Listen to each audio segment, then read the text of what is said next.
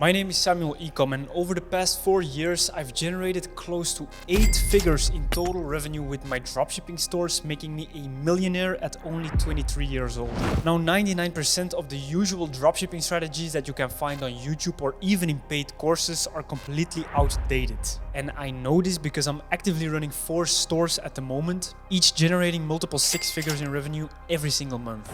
So I decided to build a course with the actual up-to-date information that you need to start a successful dropshipping business in 2024. And the only reason I'm releasing this course for free is because I wanted to help as many beginners for free as possible. Because if I had a course 4 years ago when I just got started that was of this quality, my journey would have been a lot easier and faster. Now I planned on actually charging $1,000 for this course, not only because it took me 2 full months to build, but so you actually implement and use this value seriously. So make sure you treat this course as if you've actually paid $1,000 for it, because if you implement the knowledge in this course the right way, it can literally completely change your life. Now, enjoy the course. Hi everyone, and thank you so much for signing up to this course. This is probably going to be the best decision you've ever made, as this course is going to be the stepping stone to your long and successful business career. In this course, I'm going to go over everything that I have learned over the past 4 years doing dropshipping and e-commerce in general. And I'll be explaining the methods that work today, such as building custom sales funnels, running your Facebook ads, and even building a team and more. Just a quick disclaimer, this is not going to be your regular dropshipping course where your favorite guru just re-records their YouTube videos and sells them to you for $2,000. No, in this course, I'm going to go literally over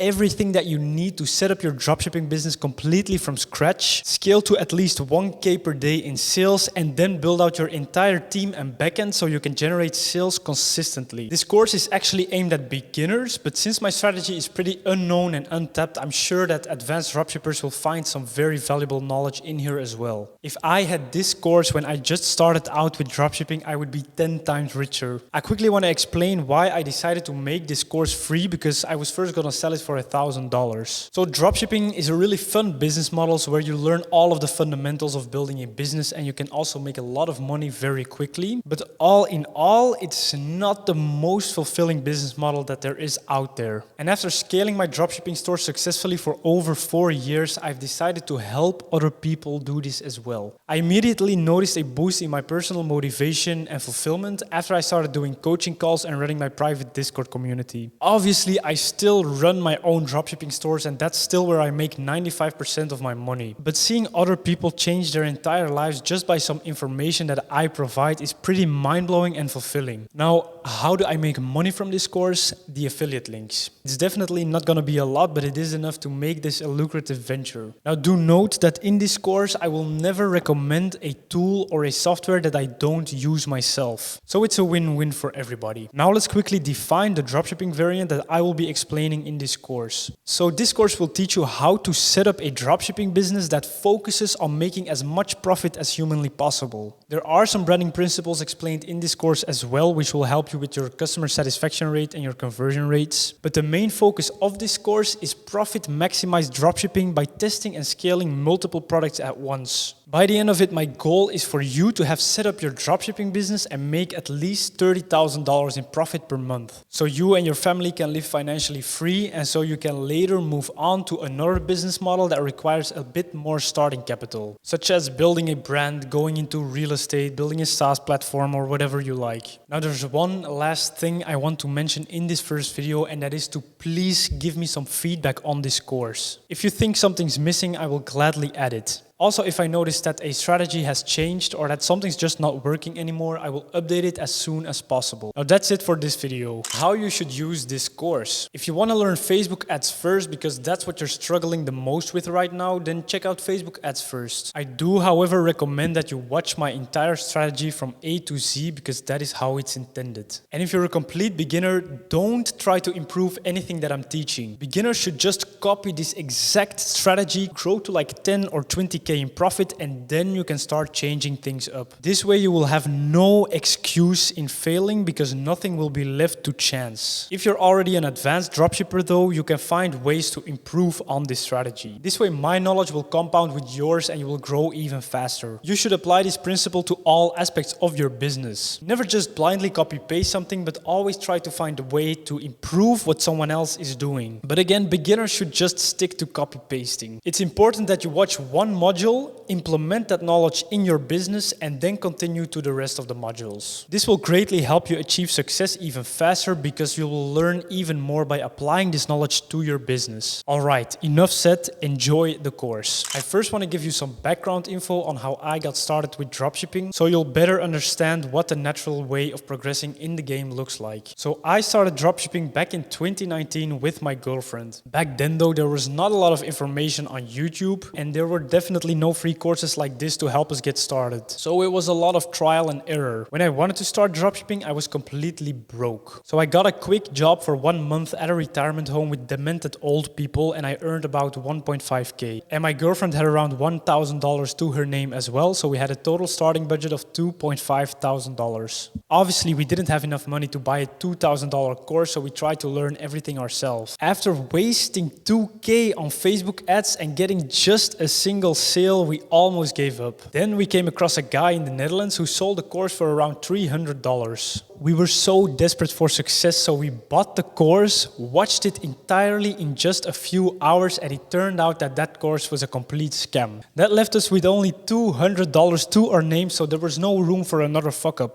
Right around that time, Ecom started uploading his free YouTube videos. And with our last willpower and money, we studied those videos and we finally found a winner. It was this dog harness. We ordered it to our home, we shot our own content because we both had a dog back then, and we created some nice looking ads. Then things finally took off. We hit our first 10K revenue month, 20K revenue month, and even 30K revenue month. We then both decided to quit university to work on our dropshipping business full time. Literally 1 week after we quit university, COVID happened. Back then, we were using AliExpress as our fulfillment platform. And the seller on AliExpress secretly started shipping all of our orders with a cheaper shipping method than we actually paid for. Because the shipping costs in China rose so much, he didn't want to tell us. The shipping line he secretly changed to took 60 days to ship to Europe. And all of a sudden, we got hundreds and hundreds of customer complaints of people telling us they hadn't received their orders after waiting more than 30 days. We had to refund almost all of the revenue that we made, and we were left again with just a few $1,000s in the bank. Obviously, this was extremely frustrated because we were finally on the right track and then we lost it all again. But we had tasted some dropshipping success, so we were not ready to quit. After testing more than 10 products using the free Ecom YouTube videos, we didn't find a single winner and we were left with $500. Then we found another guru who offered his course for $500. He was from Belgium and so were we, so we had our full trust in this guy, even though we had bad experiences with courses. We paid him the money, he sent over the login details, and we started studying the course rigorously. This course though was actually extremely useful. It taught us everything there was to know about dropshipping back then, and after testing just one single product with his method, we were able to scale that to multiple six figures over the coming months. And after that, we kept using that method to test our products, and we found winner after winner after winner. Then we slowly started applying our own strategies because some methods of his course stopped working. So all in all, it took us more than 1 year to finally get the gist of dropshipping and start earning money consistently. And after 4 years, I can say with confidence that I've become a master of dropshipping and I've developed my own strategy that has generated us many millions. In these 4 years, I've had countless failures too though, such as shipping the wrong product to more than 10,000 customers and then having to pay everybody back,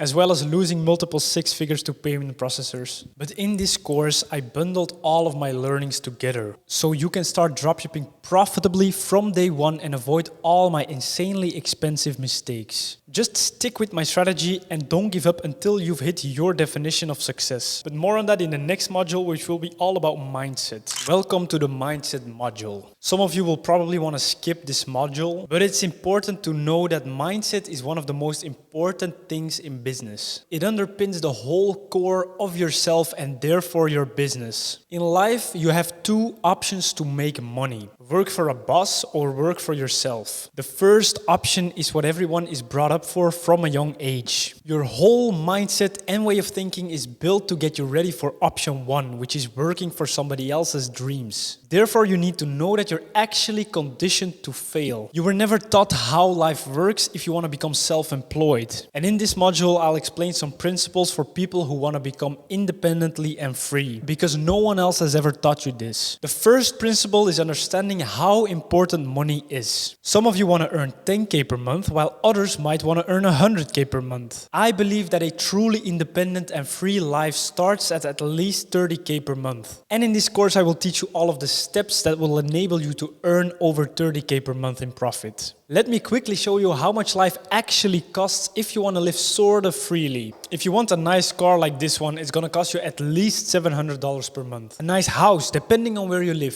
3K per month. Eating out in a nice restaurant twice per day, 4K per month. Other normal expenses, 2K per month. Putting money aside in your emergency fund, 2K per month. Investing money for retirement, 2K per month. And if your mother is suddenly unable to take care of herself, that's quickly also gonna cost you 5K per month. And holidays, let's say 1K per month on average. Now this might seem like a crazy amount, but believe me, you will easily get to these basic expenses. This already totals 20K per month to live a normal luxury life. And of course, don't forget about your taxes. So for you to earn $20,000 net per month, you have to be earning at least $30,000 in most countries. The world only opens its doors to people with money, and living freely and independently is not free.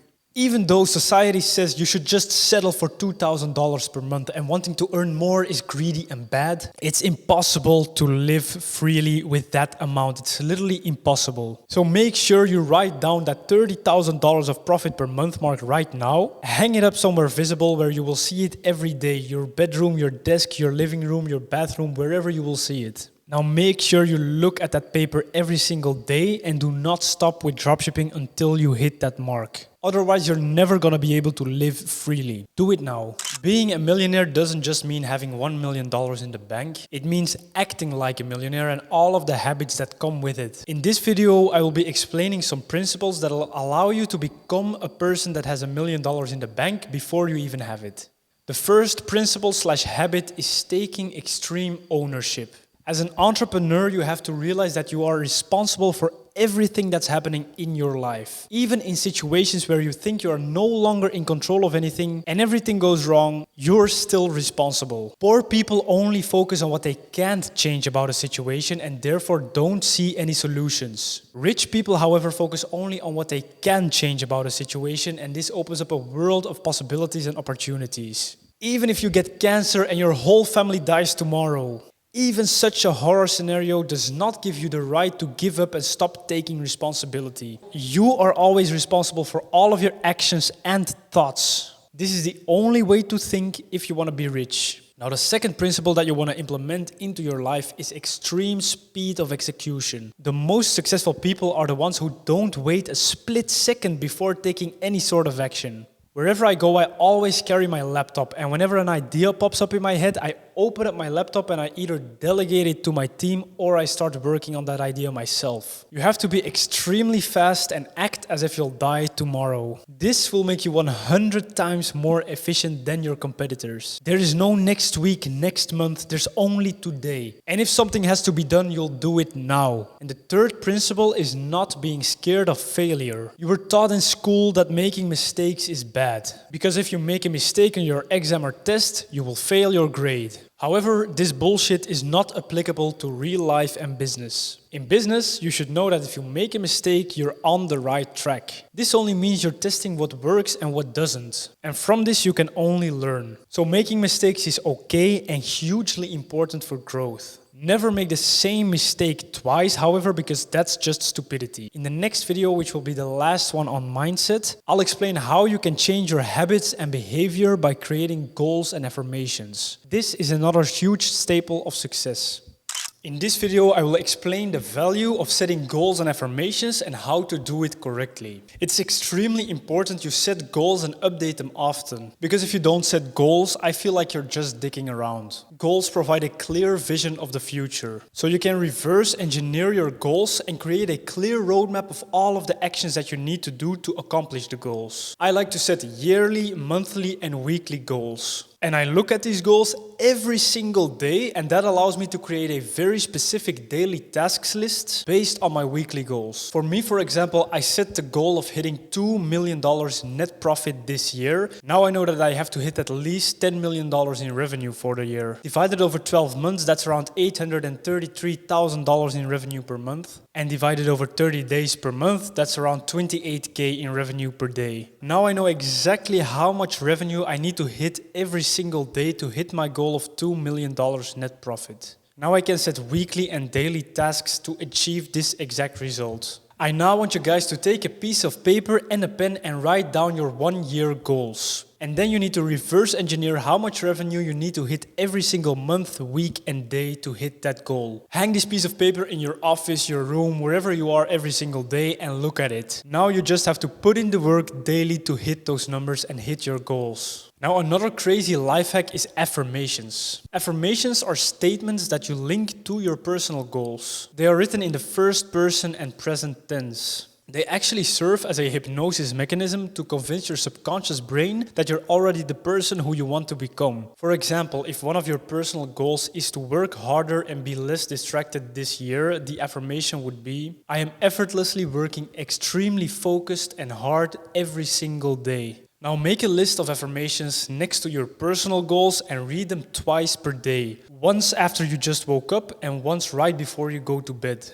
Because at those 2 times, you're most vulnerable to subconscious programming. And this all will help you to become the person who you want to be much faster. I do both of these things rigorously and I advise you to do the same. Now, if you guys want to read a great book on this topic, Release Your Brakes by Jim Newman is the best book on this topic by far. This book in general is just my favorite all-around book on mindset. Welcome to the product research module. In this module, I'll explain my favorite way of doing product research.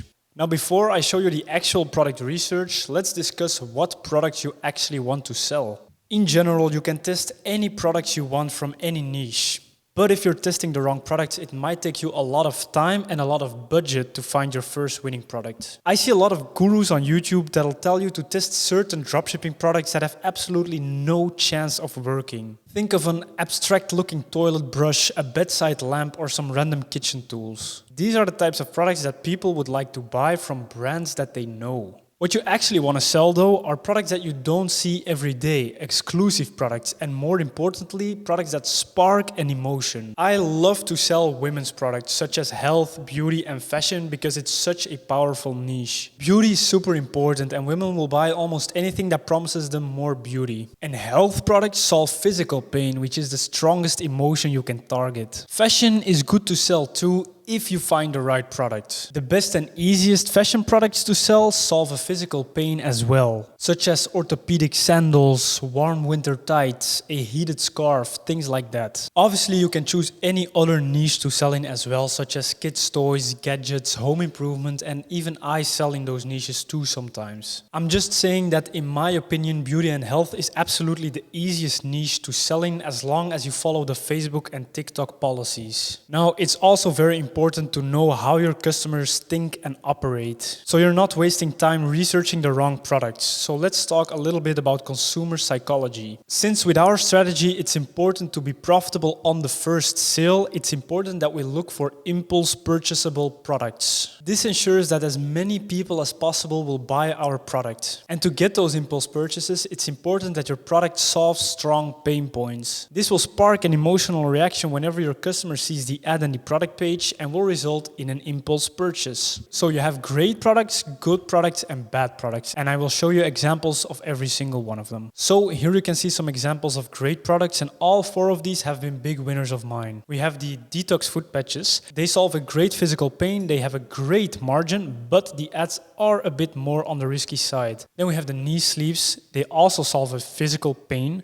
They have a great margin as well, but again, the ads can be a little more risky. Now the reflective nail gel set, for example, they solve an emotional pain, women feeling ugly. They also have a great margin, but the con is that they don't solve a physical pain, so you won't be able to scale them as high as the previous two products. And then we have the 4D mascara, which also solves an emotional pain, women feeling ugly. It has a great margin, but again, it doesn't solve a physical pain. Now we're gonna look at some good products. So all of these products, by the way, have generated us at least $300,000 in revenue, and that's why I like to call them great products. Now let's take a look at the good products. So you have orthopedic slides.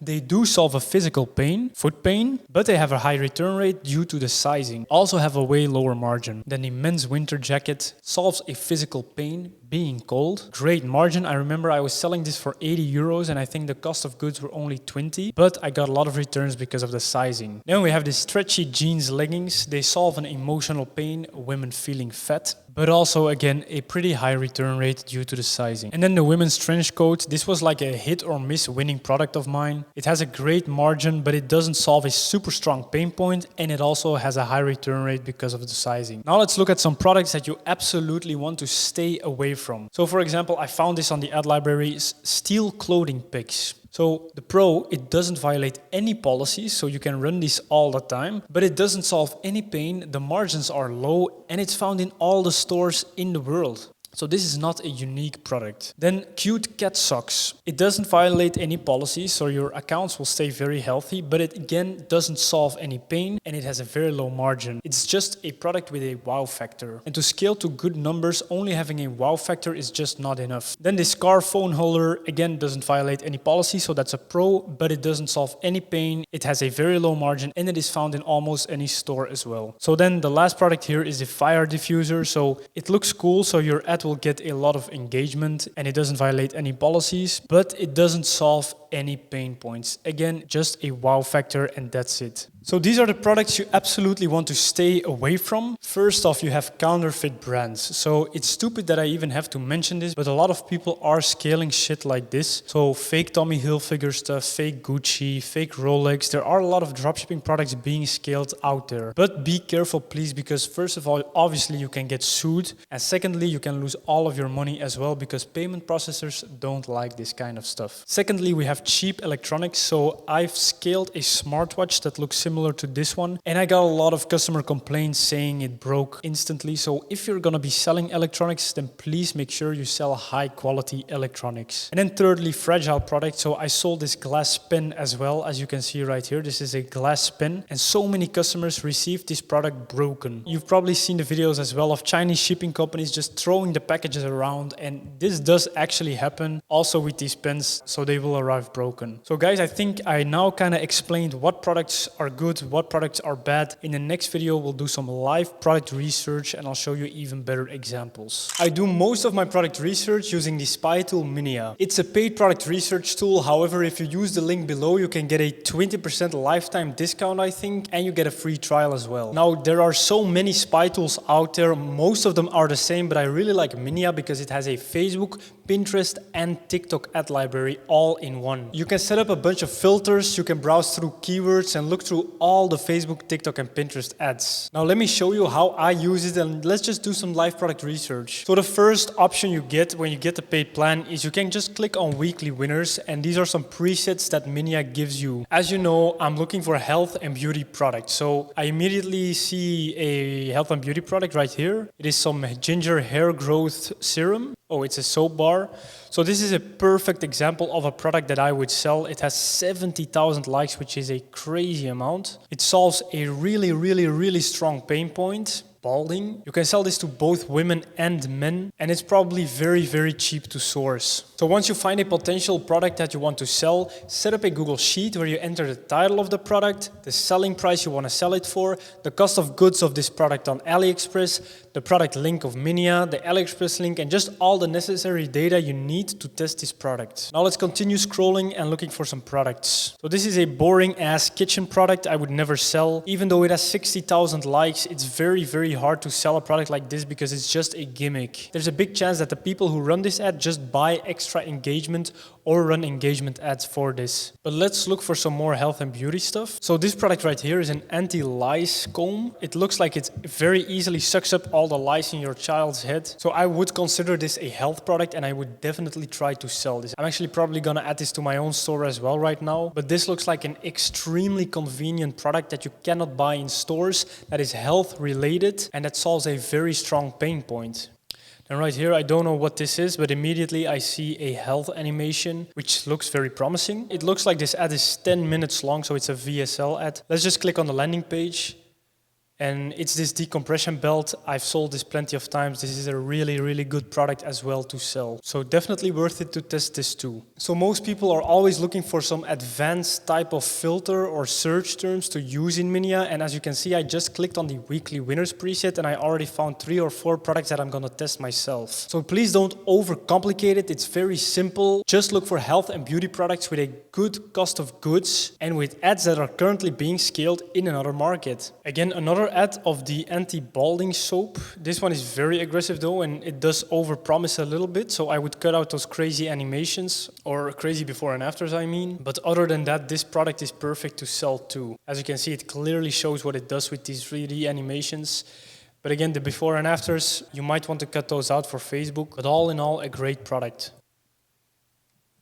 Then this product is also really good. So it's a very convenient toothbrush to use for kids. So when they use it, they won't miss any spots in their mouth. Now the problem with a product like this is that you don't know what it's made out of. So it could contain some random chemicals from China. And that's why I like to stay away from selling health products to children. So be careful with that. And here we have some sandals, and I think they also have an orthopedic function. Let's see. In the ad. So yes, they do. So they will straighten out your toe. So again, very strong pain point, especially for older women. And they are orthopedic, so you can always add the feature of them feeling really, really good on your feet and you being able to walk for hours with them. Another great product. So those are just some basic filters. Let's just clear them out.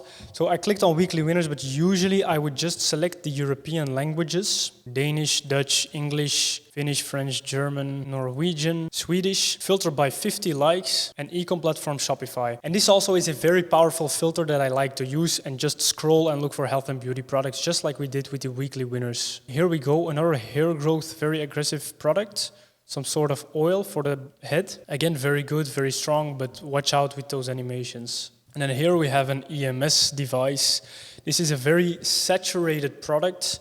Most people will hesitate to test this because it's been active for so long on so many stores, but I would still always test it if I see a new active ad running. So this ad was last seen yesterday, or today I mean actually, so the 4th of September. That means it's currently still working for these guys, and that means I can make it work as well in my market. So again, good product to test with a extremely strong pain point. Now, because Q4 is coming up, and if you're watching this, it might already be Q4, I would also look for toys like this. So if you're gonna be selling a product for children, just make sure that the quality is good and that they don't have to put it inside of their mouth, just like the toothbrush. Because children are so sensitive and prone to illnesses, you never know if you will get sued if something is wrong with the product. So be very careful with selling products to children. But this looks like a very intuitive game for children. I've never seen this before, so it's a unique product. They don't have to put anything in their mouth, so that's good. So it's some kind of color maze where they have to count and recognize colors and use their brain. So again, a very powerful angle to use, especially in Q4 where parents are continuously buying gifts for everyone, also for their children. And you can use the angle that it'll make your child smarter. So definitely a good product to test as well. Now, a product like this, I like to stay away from. First of all, it's so super generic and everyone already has a place to hang their clothes usually. And also plastic things like these are usually extremely bad quality when you order them from China. So most of these will break probably and you will have a lot of returns. Again, here the back compression belt, very good product. I see a lot of ads from this guy, so definitely test it out. Here you see an example of another bad product. This is just a random lamp. You might sell this to like 10 people, but you will never be able to scale a product like this, especially with just a boring picture ad. So here you see an anti-scratch cream for cars. This is not health and beauty, but this is a very powerful product to sell. I've had this as my winner in the past. And if you test this at the right time with the right angle, you can scale this product like crazy, just because it is such an easy solution to a super common problem. Now, if you were to run out of products to test on Minea, you can always use the keyword section. So let's just clear all the filters except Ecom platform Shopify and minimum likes 50. And then we just want to think of some keywords that health and beauty ads always use, such as relief or eye or ear or patches, serums, oils, creams, stuff like that. And just type in these keywords one by one. So let me start with the word relief. Click on enter. And immediately I find a bunch of aggressive health and beauty products that are not just on everyone else's Minea feed too. So be creative, think of some words that are always inside of dropshipping ads, especially if you want to look for the health and beauty niche. It's very easy. Usually it's just the words relief, pain, and then body parts, such as foot, eye, ear, hand, knee, stuff like that. And as I'm scrolling down, here are so many products that I can test right now with the health and beauty angle. So to quickly recap, if you find a product, put all of the data in a Google Sheet just to organize all of the products that you want to test for yourself. So the product title, the AliExpress link, the AliExpress cost of goods, the selling price you want to sell it for, the competitor landing page, the ads you found on Minea. And once you have all of that organized inside a sheet, it's time to start testing these products out. But obviously way more on that in the next modules. But yeah, again, the most important factor of doing product research is to not overthink. Just test all of the products that fit your simple criteria, and that's it. What's up guys, I've just decided to add this new video on how I do my product research, more specifically to find Funnelish products as well. So not only can you use Minea to do your product research with, but also this new tool nobody really knows about called Afterlib. It's a bit more expensive than Minea, but if you use the discount link below, you get 20% lifetime discount. Now what's really nice about Afterlib, which Minea doesn't have, is it allows you to filter by Funnelish only. And as you know, my entire strategy is based on creating funnels in Funnelish. We can now find people who also use Funnelish and take a look at their successful funnels. Again, this app is not widely known, so it'll give you a massive competitive advantage if you use it. And it doesn't just allow you to filter for Funnelish, it's just all around a great product research tool. Because another great feature of this product research tool is that it filters ads by active ads and not just by the amount of likes that the ads have. This is a way more accurate indicator to see if something's a winner, and it'll make more sense if you understand how Facebook ads work if you watch the Facebook ads module. But since most people base their product research off of ads that have a lot of likes, again, this app gives you a great competitive advantage. So let's just dive into this app. Let's do some live product research and I'll show you the magic. So as you can see, this is what the app looks like. And here you can see how many active ads there are for this creative. So for example, you can click on technologies and let's just start by filtering for Shopify stores. And now we can scroll and we can find some products. Here we can see these very viral slippers that have been selling like crazy this winter because they are so warm. So this product also has a health benefit as it helps you with cold feet, which is a physical pain, which I consider to be health. As you can see, these guys have 112 active ads of this creative, which is a lot. And they've only started 17 days ago. So this product, you can be sure that it's being scaled on their store. So definitely a good one to sell right now. So if you click right here, you can go to the page, you can go to the ad, you can open the offer link, which is going to bring you to their website. Okay, so disgusting looking website. Of course, if you create a funnel for this product, you're gonna crush it, especially if this is your competition. Then you can easily download the video and the thumbnail as well. Now let's see what this product is. This looks like a mini Game Boy, kind of rip-off Game Boy device. Great product to sell right now in Q4. You can play old retro games from anywhere, and it's probably very cheap to source as well. So another great product to sell right now in Q4. Now let's sort by technology, and then we will click on Funnelish. So now we will see only stores that use Funnelish. And if we start scrolling, we will see a bunch of health products because of course many health stores use Funnelish. So let's see what this product is. This looks like a foot insole that helps with plantar fasciitis, which is some sort of foot pain. Really nice VSL style ad. These work really, really well. So what you could do with an ad like this is you could copy it and you could translate it to the local language of the market that you're selling to by adding local subtitles. Just translate with ChatGPT and adding text to speech using v.io. If we click on their web shop, As you can see, this is a really nice looking advertorial. I have a very similar advertorial template for Funnelish in one of these modules, so definitely check that out if you haven't already. Let's scroll down a bit and see what the sales page looks like. All right, a really nice sales page as well. So yeah, these are foot soles that help you with foot pain, I guess. Amazing health product that solves a pain point. Then here we can see some warm winter boots. This product is a winner of mine every single year. I'm not sure if right now is soon enough to be selling this product, especially in most European countries. I don't think it's cold enough yet. This store does have 11 active ads of this product, which is a good amount. So they are probably running this profitably. So let's click on their ad. And it is a sales page.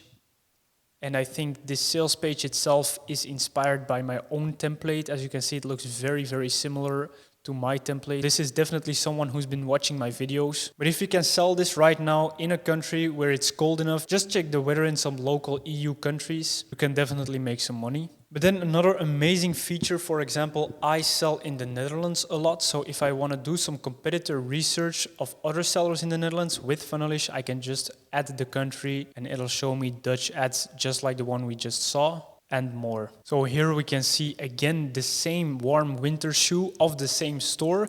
This time, this creative is active in 23 different ads. So now we can definitely confirm that this shoe is selling really well for this guy. He also says, say goodbye to foot pain. So apparently this also has an orthopedic function. Again, physical pain, the strongest pain you can have. And selling something that solves physical pain always works. And we can see a really nice ad of the green stick. Usually these green stick ads are just super oversaturated because they always use the exact same content, but it looks like this person has created an entirely new ad with new content and not that aggressive, it seems. So yeah, this is Dutch, so they run in the Netherlands and Belgium, as I just sorted by the Netherlands. But this looks like a really, really nice ad. So you can just copy this ad, change the subtitles to any language you choose, and sell this product. So again, it does show how aggressive this product works, but the ad itself uses a lot of different content that I've never seen before for this product, which is why they are able to run it on Facebook without having a reject. And again, as you can see, this is very similar to my personal Funnelish template, which is included in this course. It looks like they only created the mobile version. So I'm sorry again to another student, I'm giving away your winner. But as you can see, they changed up the template really nicely, which is something I also recommend you guys to do. So I'm definitely gonna be selling this product as well right now. But let's, for example, now filter for UK ads on Funnelish, so you guys can understand the language as well. So a lot of VSL style ads for health products, as always. As I said before, these work really well, but they do take a lot of time to edit these ads. But let's go back to the Shopify filter and let's set a minimum active ads of 30, so we can really find things that are being scaled really well right now. Again, the Game Boy product, a lot of active ads for different creatives as well. Then here a anti-snoring device, 40 active ads, which is really nice. The ad is very catchy. You don't hear the sound right now, but it's showing like a bunch of snoring sounds in the background. Very annoying, of course. So let's see what this product is all about. So this is some sort of piece of plastic, extremely cheap to source. They sell it for £39. So there's a massive profit margin here, but again, it solves a massive problem, a health problem. They show it really well with these GIFs, and anyone can use this. Then right here, let's see what this product is, a heated blanket. So this is like a blanket slash coat slash hoodie. It has 52 active ads. It's been running for a month. And yeah, this looks like a very catchy product. I think this is more a product to run on TikTok than on Facebook, but you could definitely test it out still on Facebook. Here we see another ad of the snoring device, 39 active ads, so definitely gonna test this one out myself as well. Here another ad of the same device, but another store, 37 active ads. So yeah, this snoring device is definitely trending right now. But yeah, I think I just gave you a really nice overview of Afterlib.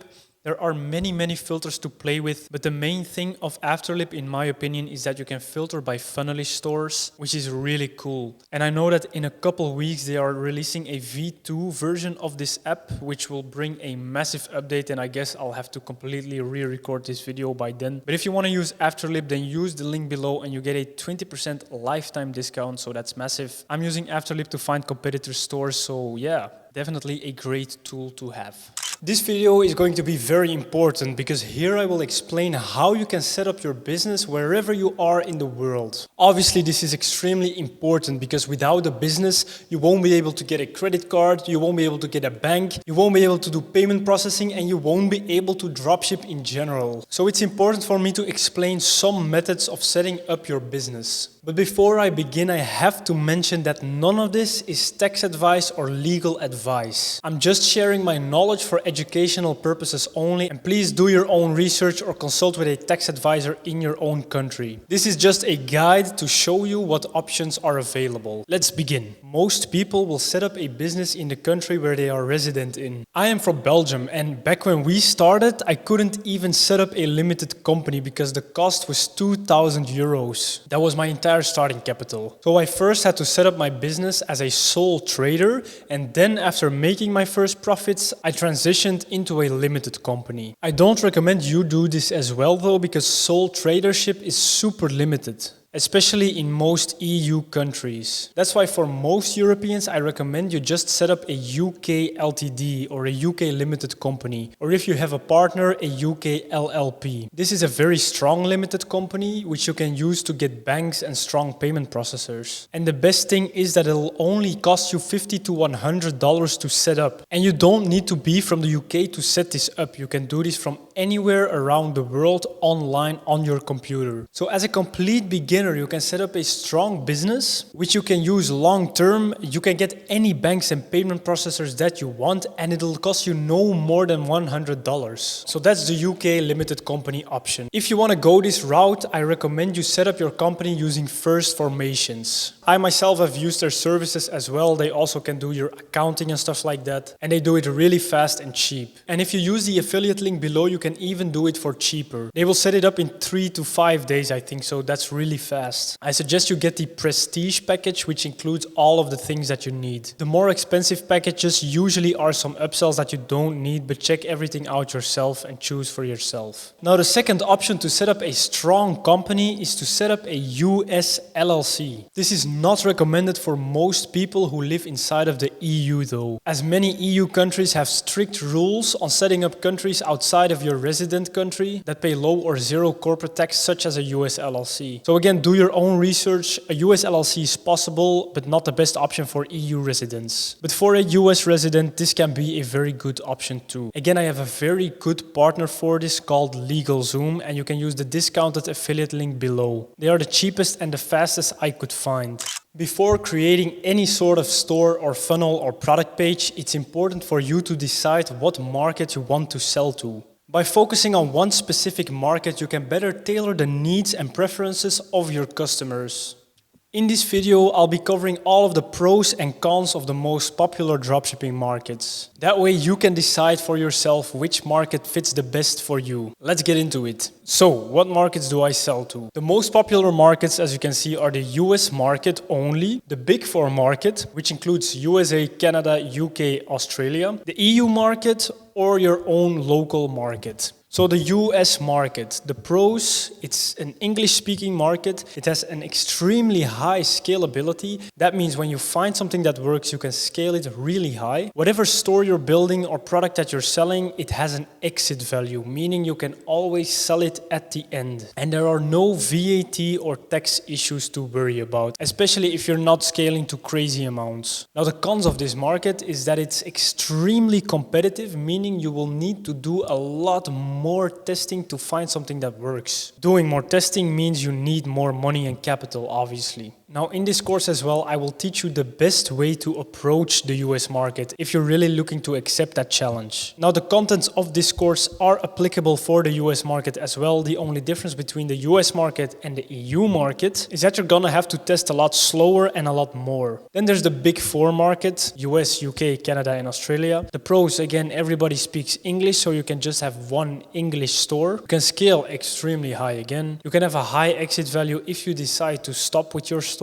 And again, no crazy VAT issues, but exactly the same as the US market on its own. It's super competitive, so you have to test more money, test more products, and test them slower. And then there is my specialty, the EU market. The pros of the EU market is that your win rate is going to be a lot higher than any other market. You will have higher conversion rates too, because you will have a localized store for each country that you're selling in. And you don't need a high budget to set up your store and to start testing products. Now, the cons of this market is that there are VAT issues. VAT means sales tax. So on each sales, you're obligated to pay around 20% tax to the government. Now, for this tax issue, there are a lot of ways to structure your business and lower the VAT by a lot. And under this video, there's a link to an expert who can help you set up the VAT solution, which can be quite expensive in the beginning though. But again, do your own research and talk with experts on this. And the second con is that there are so many different payment methods for all of the EU countries. You have Klarna for Sweden, PayPal for Germany, Ideal and Bank Contact for Belgium and the Netherlands. Luckily, all of those payment methods are available with Stripe though, so it's not really a problem of getting them. It's just a lot to remember. And then lastly, you can sell in your local market, your own home country. The pros of that is obviously you're living in that country since birth usually, so you have the knowledge of the market. You know what works, you know what the biggest e-commerce stores are in that country, and you understand the buying habits of your country too. Another big pro is obviously it's your own local language that you know and speak yourself. And the cons can range from VAT issues, payment methods, or maybe you even live in a low-income country where it's even impossible to dropship online. But this is very specific for your market. So it's for you to decide if your local market is even viable. But if it is, it's always easier to start there. Now, as I said, I can't decide what market you want to sell in. I have expertise in the EU markets, done many millions in there, but also in the US market. Again, the main difference is that the US needs more capital upfront because you need to test more. The EU, however, is very easy to find your winners in, but you have to keep in mind the VAT issue. So now it's up to you to decide. In this video, I'll be going over how to name your store, how to buy the domain name, and how to set up the customer service email address.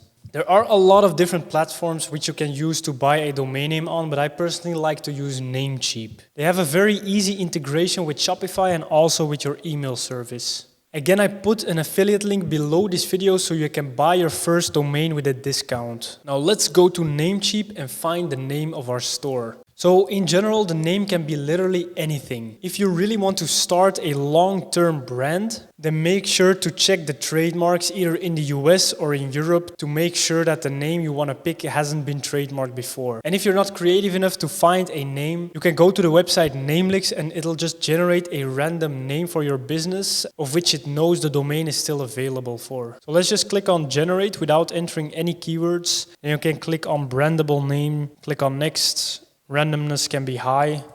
Brand info, let's say beauty and health store. We sell beauty and health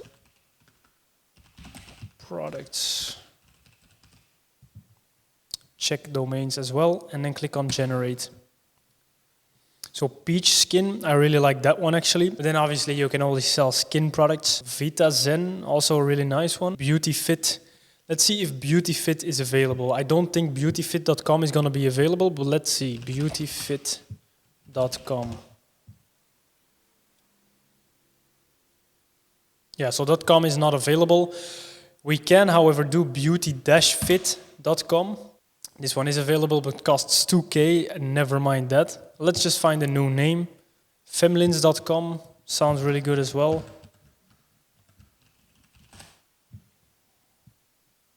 So this one is available for only €9 per year. Let's add this one to cart and just go with this name. So for all the upsells, I only like to have the business email as an upsell. The SSL, I don't know why they even upsell this because it's free with every domain. But that's literally all you need for the domain. So let's click on checkout. Make sure you set this to 1 year. Then the domain privacy, I like to enable this too. And the email you can set for either 2 months or 1 year. So I'm going to select 2 months because I'm not even actually going to use this domain. But you can set it to 1 year and save some money. So that's it. Let's click on confirm order. Now let me quickly pay for this domain. It looks like it's still loading, but essentially we just bought our first domain. Voila, thank you for your purchase. I now officially have the domain. And I also have my customer service email that I still have to set up. So let's do that right now. Create mailbox. Click on create mailbox right here. I always do info@domainname.com. You can also do support@domainname.com or help@domainname.com. It doesn't really matter as long as it's clear. And then the mailbox password.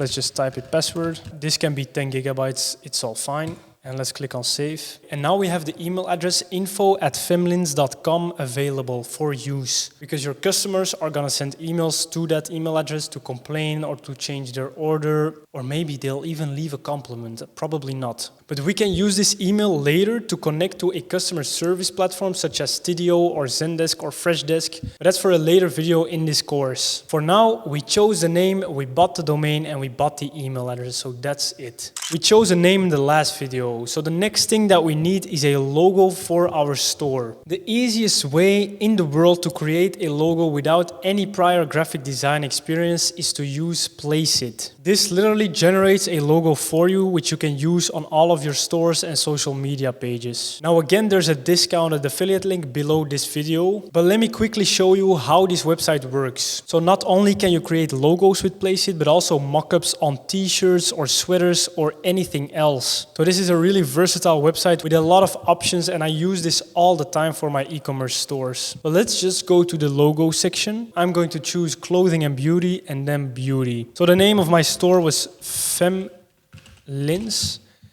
And it'll automatically generate a bunch of logos for you to use. So let's click on show more because these are quite ugly. You can even choose a certain graphic that you want to add, but let's just scroll down to find a nice looking logo. So I really like this one, but let's keep scrolling. I think this one is the best because it's natural beauty and it also has a green tint. So I really like this one. So you can now click the logo to edit it, or to select a new font, and instantly Placeit will also generate a bunch of mockups, for example, on a bag or on a t-shirt for you to use on your website. But let's just click on fonts.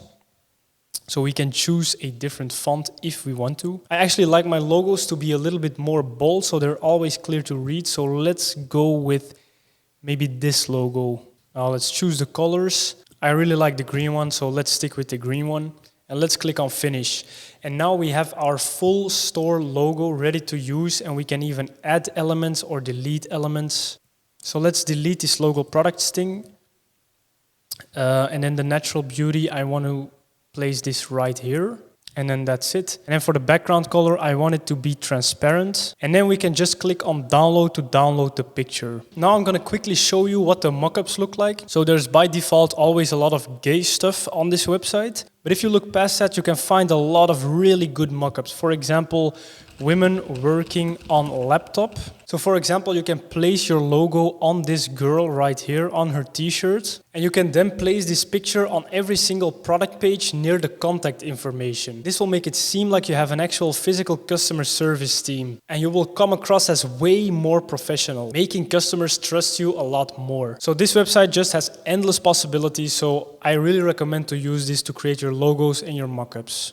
Welcome to the Shopify module. And in this module, as the name suggests, we'll be going over everything that has to do with Shopify. We will set up a store completely, from the product pages to the theme setup and the backend settings. It's important to keep in mind that your Shopify store will only act as a backend to collect orders from Funnelish. So it is not super important how it looks. 99% of the orders will happen on Funnelish itself. The only time a customer will buy via Shopify is when they return after a Google search or via your email marketing. So it doesn't have to look perfect at all. But all of this will make a lot more sense later after you've also watched the Funnelish module. But in this first video, we will do some basic Shopify settings and theme setup. Normally, you've already signed up for a store using my affiliate link, but if you haven't already, it's below. Now let's jump in the computer and let me show you how to set up your Shopify store. So when you sign up for a Shopify store, after entering your email and your password, you will be asked for some unimportant details. You can just click on skip all. Where will your business be located? This should be the country of the business. So my business is in the UK. I live in Portugal, but the business is in the UK, so I will select UK.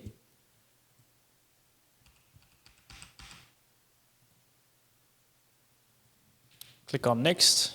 And now it's generating our store. Right, so the first thing we have to do is choose a new theme. There are a bunch of themes to choose from, but as I said, we won't use Shopify to sell our products on, so the theme doesn't matter. I just like to use the Sense theme, which is a free and nice looking theme. So let's click on add.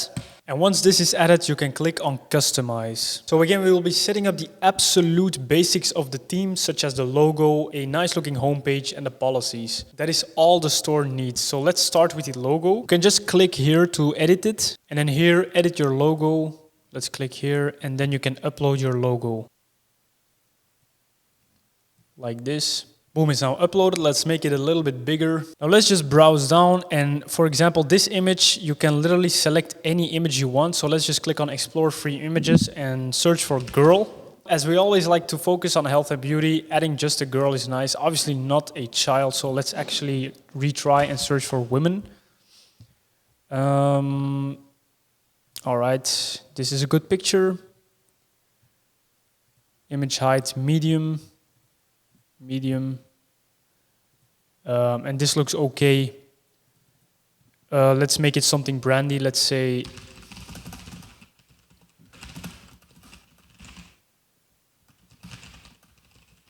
extremely basic. Again, it's just for your backend, so it doesn't matter what it says. Let's change the header as well by clicking here and then here. And let's just say free shipping. Then this featured product section, you can leave this as it is. It'll be filled up after you've added some products to your store. So that's for a later part as well. You can also leave on the email subscribe. So that's literally all we have to do to change the theme of our Shopify store. In the next video, I will go over all of the store settings that you have to change as well. In this video, we will be going over the store settings. Again, guys, the Shopify store will only act as a backend system to collect the Funnelish orders, so please don't spend too much time on the settings because it just doesn't matter a lot. Just make sure that they are set up correctly for when a customer does decide to come back to your Shopify store to browse around and buy some products. So let's go to settings. Store details, obviously in here you can just enter your store name and your store email, which would be info@funnelish.com. The store currency, which would be euros in my case. And then I always like to have the order format for my store like this. So fem for Femlins. And then for example, if this would be a Dutch store, I would have NL. If this would be a US store, I would have US. You understand what I mean. Then let's select the metric system just in case. Click on save. Now let's add our domain name to Shopify. Now to do this, go to domains and also open up your Namecheap account in a different tab. Then click on connect existing domain on Shopify and type in your domain name.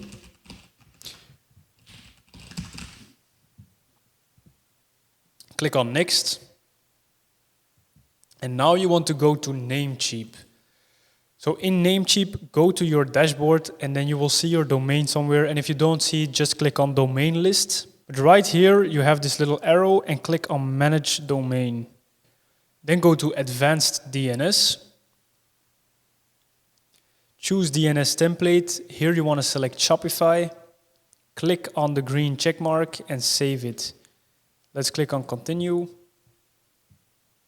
And now it's going to set up the DNS template for Shopify. Now, if we go back to Shopify and we click on verify connection, it could be that it's still not connected in Shopify's eyes. Now, this connection can take up to 24 hours to work. So if it doesn't work, just wait a bit and retry on Shopify. So as you can see right here, it says it's not connected yet. We just have to wait a minute or 5 minutes or sometimes, as I said, 24 hours for it to work. And then we can retry clicking on verify connection. So as you can see, it has now been connected successfully. The SSL is pending. That's completely normal. That also takes an hour or so. Now let's go to the next settings, which are the notifications. So these are the email notifications that your customers will receive after placing an order. Even if they place an order on Funnelish, they will still receive your Shopify emails. So it's important to change these email templates and add in your logo. So let's click on customize email templates. And click on add image for the logo and just select your logo. Let's click on save. You can also change the color. I'm going to change this to a green color since that's also what the theme of the store looks like. And let's click on save. And now that's done as well. And now for the last store settings, you need to have the policies up and ready. Your store policies are completely dependent of the geolocation that you're selling in. I'm for now just going to click on generate policy. So replace with a template. Replace from template, create from template, create from template, like this. So just make sure you Google the required policies of the location where you're selling in, and just make sure that everything is compliant with the laws of that country. Now, once you have added the policies, they still have to show up on your homepage. So to do that, click on navigation and then add them in your footer menu. So let's add a menu item and call this terms of service. And then here, let's select the terms of service. And we do the same with every other policy.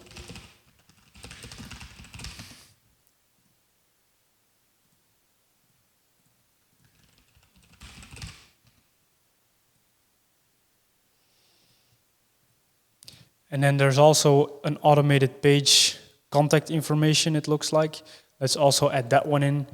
And then we are completely done with the footer menu. And this will also show up on your website in the footer. Now the last thing to do is to turn off the password protection. And for that you have to select a Shopify plan.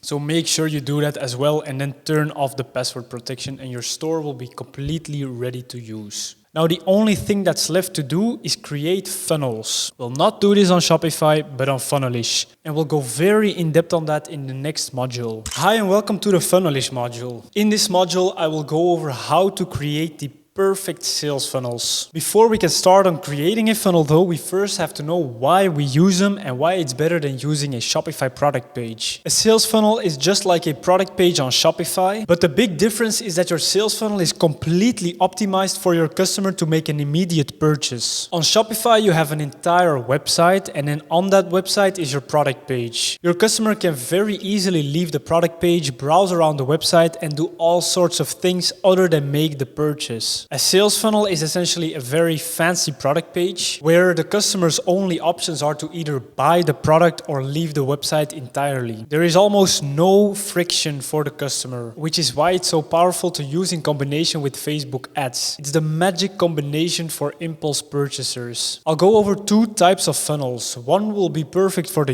US market and the other will be perfect for the EU market. The first type of funnel is an advertorial. An advertorial looks like an article from a news website which describe all of the benefits of your product. And this works best in the US market. And then the second type of funnel is a bit simpler. It's just a custom sales page. And this works better in the EU market. This is more like a standard Shopify product page, but everything is just way more conversion optimized and clean. Both templates for these types of funnels are included in this course, and I've both used them to scale to millions of dollars in revenue. Now in this first Funnelish video, we will go over how I navigate the dashboard and just take a look around Funnelish. You can use again the affiliate link below to get a free trial, and you will also be able to download my funnel templates. So as you can see, this is the main dashboard you see on Funnelish after you have created an account, and this is also where you will see all of the revenue. In a later video, we will also connect our Funnelish store to our Shopify store, so you will also see all of your Funnelish revenue on Shopify. So you can still get those juicy screenshots, but also so your supplier can connect to your Shopify store instead of your Funnelish store to fulfill the orders. Shopify is just a little bit easier to work with for Chinese suppliers. But as you can see again, this is just the dashboard and you will see your top performing funnels right here. This is a new and fresh Funnelish account just to show you guys for the course. So there's no revenue,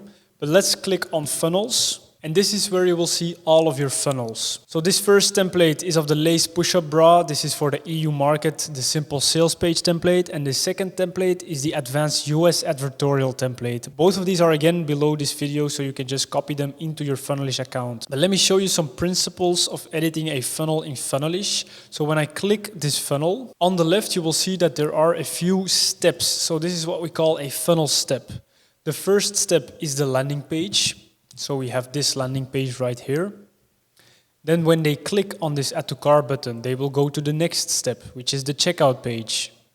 When they are in the checkout page and they fill in all of their customer data and they decide to finish their order, they will pay and be sent to the first upsell page, which is this page right here. So this is the post-purchase upsell that gets shown after they already bought the first product. And whenever they click yes or no, they will be sent to the last page, which is the thank you page.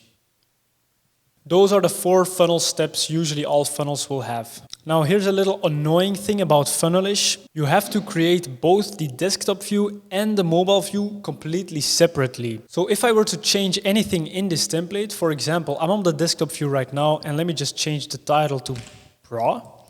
And if I then go to the mobile view, the title hasn't changed. I have to create both the mobile view and the desktop view separately. So just remember that. And also remember that 99% of your customers will purchase via their mobile device. I'm not saying you should leave the desktop version looking shitty. I'm just saying that you have to make sure that the mobile version is completely flawless. Now, if we go back outside the funnel editor and we click on funnel apps, you will see that there are some apps. So the first app is Funnelish Pay. You will use this app to integrate Stripe into your Funnelish account. It's very simple. You can just click on add new payment method and then you will be redirected to a Stripe integration. So it's super simple. To add your Facebook pixel, again, super simple. Click this and paste in your pixel and that's it. If you want to work with Pinterest ads, you can do that as well. If you want to connect your Google Analytics, that's very easy too. The same goes for the TikTok pixel and that's it for the Funnelish apps. Now, if you want to accurately check the statistics of your funnels, you have to go inside of one of your funnels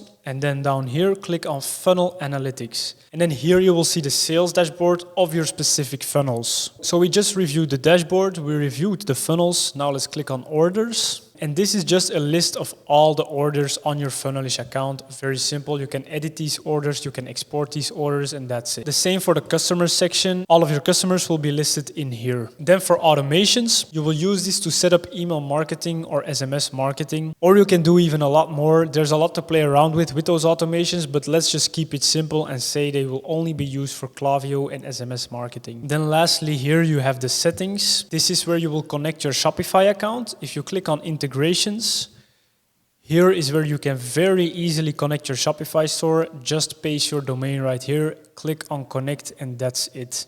Again, a bunch more integrations. As you can see, Klaviyo, Google Sheets, Hyros, MailChimp, SendGrid, Zapier, whatever you need to do, you can do it with Funnelish. And that's it for the Funnelish basics. In this video, I'll quickly be showing you how you can connect your domain name to Funnelish. Now, there is a little trick I use to connect the same domain name to both my Funnelish funnels and my Shopify store. The reason I like to have the same domain name for both Funnelish and Shopify is so that when Stripe or any other payment processor does a checkup on my store, they will see my Shopify homepage. That way I don't have to create a Funnelish homepage. But if that's too confusing for you to understand right now, just follow along and do exactly as I do. So we connected the domain to Shopify already in a previous video. Now what we're gonna do is we're gonna go to our Shopify store settings, click on domains, and then we're gonna click on the www.domain and we're gonna delete this domain from Shopify. So now we only have femlins.com connected to our store, and www.femlins.com is going to be used for Funnelish. So once you deleted it from Shopify, now we still have to disconnect Shopify from our Namecheap domain settings. So if we go to Namecheap and click on domain lists, then we can go to our domain, click on manage, and then on advanced DNS. And here as well, you want to delete the www CNAME record. So this one, just delete it. And that's it. So now we disconnected www.femlins.com from our Shopify store. But femlins.com is still connected to the Shopify store. So if we now go to femlins.com, we will see that we will still land on our Shopify store. So everything is still working, even though we just deleted the www.domainname.com. Now we're going to connect it to Funnelish. So go to Funnelish. Open any funnel. I'm gonna do it with this one. Then click on settings down here, funnel settings. And right here, you're gonna click on connect a new domain. And I'm gonna type in www.femlins.com. It's very important you don't forget the www. Let's click on connect. And here you will see the instructions for the CNAME record you have to add on Namecheap. So just copy this funnels.funnelish.com section right here. Click on copy. Then go back to Namecheap, click on Add New Record. And this one is going to be a CNAME record. The host is going to be www. The target value is going to be the thing that we copied. And then this can remain on automatic. And then you click on the green check mark to save. And now our domain should be connected to Funnelish as well. But let's just wait a few minutes before checking because this can take some time. As you can see right here, our domain has been connected successfully. Let's click on done. And now with any funnel that you have, you can switch to your own domain name by clicking this. Let's click on save and let's refresh. So we can now use www.femlins.com for all of our Funnelish funnels, but our Shopify store is still active on femlins.com. So this is how you add the same domain to both Funnelish and Shopify. Hi and welcome to the video about advertorials. Before I will show you guys how you can set up your advertorials with my template, I'll first explain exactly what an advertorial is. So advertorials are a type of landing page that are designed to resemble editorial or informative content, like a news article, rather than a normal product page or landing page. So essentially an advertorial just looks like a news article with a bunch of info and benefits about a certain product. They typically include a combination of text, images, or videos even, that represent the benefits of your product in an informative and engaging way. The goal of an advertorial is to capture the reader's attention with a story and convince them to click through to the sales page. Now, advertorials work really well in the US for dropshipping. I would almost say that in the US it's essential to use an advertorial. They can definitely work in the EU market too. We have tested some in the EU markets and they seem to work as well. But we've seen more success in the EU market with normal sales pages, which I will show you later. And in the US market, advertorials work a little bit better. But they can work both. Now, let me first start with showing you how the advertorial looks like and how you can set it up yourself.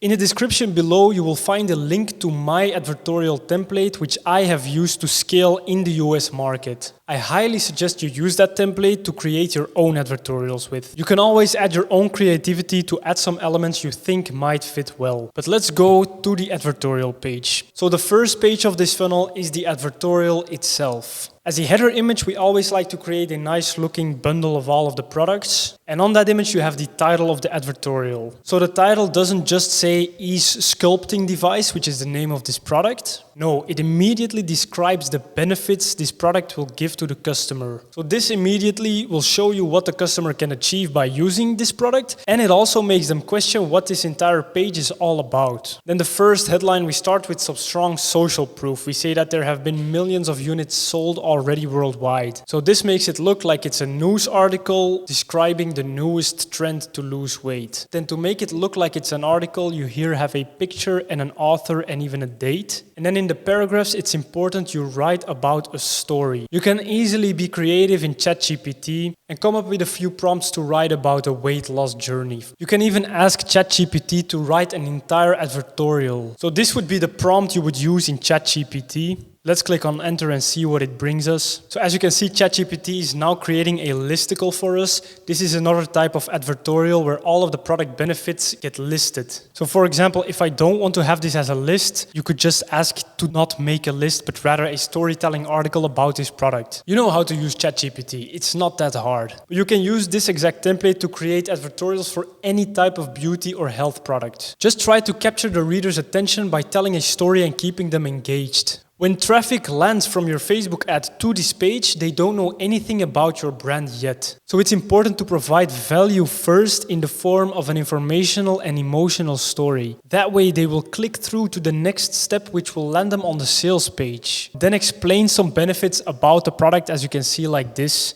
And then at the bottom of the advertorial, you can show your offer and the call to action buttons. You can add things like trust badges, testimonials, or even like a comparison chart with a competitor's product. But use your own knowledge and creativity to improve on this advertorial template. But when you're just starting out, remember that this template is going to be enough for you to start scaling some health and beauty products. So don't try to change a lot in the beginning. Now let's click through to the sales page. So the sales page is where we will discuss the features of the product, as well as the benefits those features will bring. And this is also where your customer will see the full offer. Again, you will just use this template and change the text, the pricing, the images to match your product. But it's really important to show how easy and clear the results are. And you can do this by using before and after images and testimonial images like these. Now, if you can't find an image of a person using your product, try to just find an image of the result that your product will bring. For example, you can just go to Google Images, type in weight loss transformation, and voila, you have 1,000 images to choose from. Be careful though, if you're scaling to higher numbers and you're copying images from Google, obviously that can get you in trouble. So once you start doing some good numbers, order the product from Amazon or AliExpress and take some pictures yourself or send it to a UGC creator on Fiverr or Twitter. This will cost you some time and money, so again, only do this once you start doing some good numbers. Now on this sales page, you have to make sure that the customer does not have any more questions about the product and the results that it'll bring them. So really emphasize how long it'll take to reach the desired results, how easy it is, how much it costs, how much they're saving. Just answer all of the potential questions your customer might have. And as you can see right here, you also have to make sure you mention exactly what they will receive when selecting the standard bundle. Now we added some slimming cream and extra beauty pads with the standard bundle to make the perceived value a bit higher. When you're selling in the US market, it's very important that your AOV is as high as possible. We like to aim for above $60. When you're selling something to the US market, you have to make sure that your average order value is at least $60. It's close to impossible to profitably scale a product that's selling for 40 or below. So a little hack to increase your price of a certain product is to add some very cheap items in there for free. As you can see, we did the same here. We added the slimming cream and some extra beauty pads. And then you can raise your original price and your customers will still love the deal. Another way to increase your AOV is to add upsells, which we'll talk about in a second. So to wrap up, this is the sales page. We ended with some testimonials and a guarantee. It's really simple. Just use my template and you'll be fine. Now we have reached the checkout page. This is where your customer will finish their order. You want to begin the checkout page with mentioning the benefits again of your product in a very short way. This way the customer will know exactly what they are buying. Now there are two very important things your checkout page should contain. The first important thing to focus on is adding a lot of trust. This can be done with payment or trust icons, more testimonials, a strong guarantee. You can even generate some Facebook comments like I did right here using this website right here. Then also add a little FAQ to answer the last questions your customers might have. Then the second important focus point on the checkout page is the offer itself. You have to make it look like your offer is extremely unique and valuable. You can add scarcity by mentioning that the inventory is low and adding this cart timer. You can also add this exclusive coupon for free shipping and a unique discount code. This way your customer will think they are getting an extremely unique offer. Then to increase the average order value even more, we will add this expedited shipping order bump. You will still be shipping the product with the same shipping line, just make sure you explicitly write this in the policy too, but adding this is 100% pure profit. Now let's take a look at the bundle deals your customer can choose from. Here again, you want to increase the AOV as much as possible. That's why we don't just offer the customer one selection of this product, but 4. The first one is selected by default and it's not the cheapest one. This main bundle is very profitable for us and it has the body sculptor, the extra beauty heads and the cellulite removal cream. Almost all of the customers will choose this bundle, even though it is not the cheapest one. This is because of 3 reasons. First of all, it has the best selling batch. Second of all, it is the pre-selected bundle by default.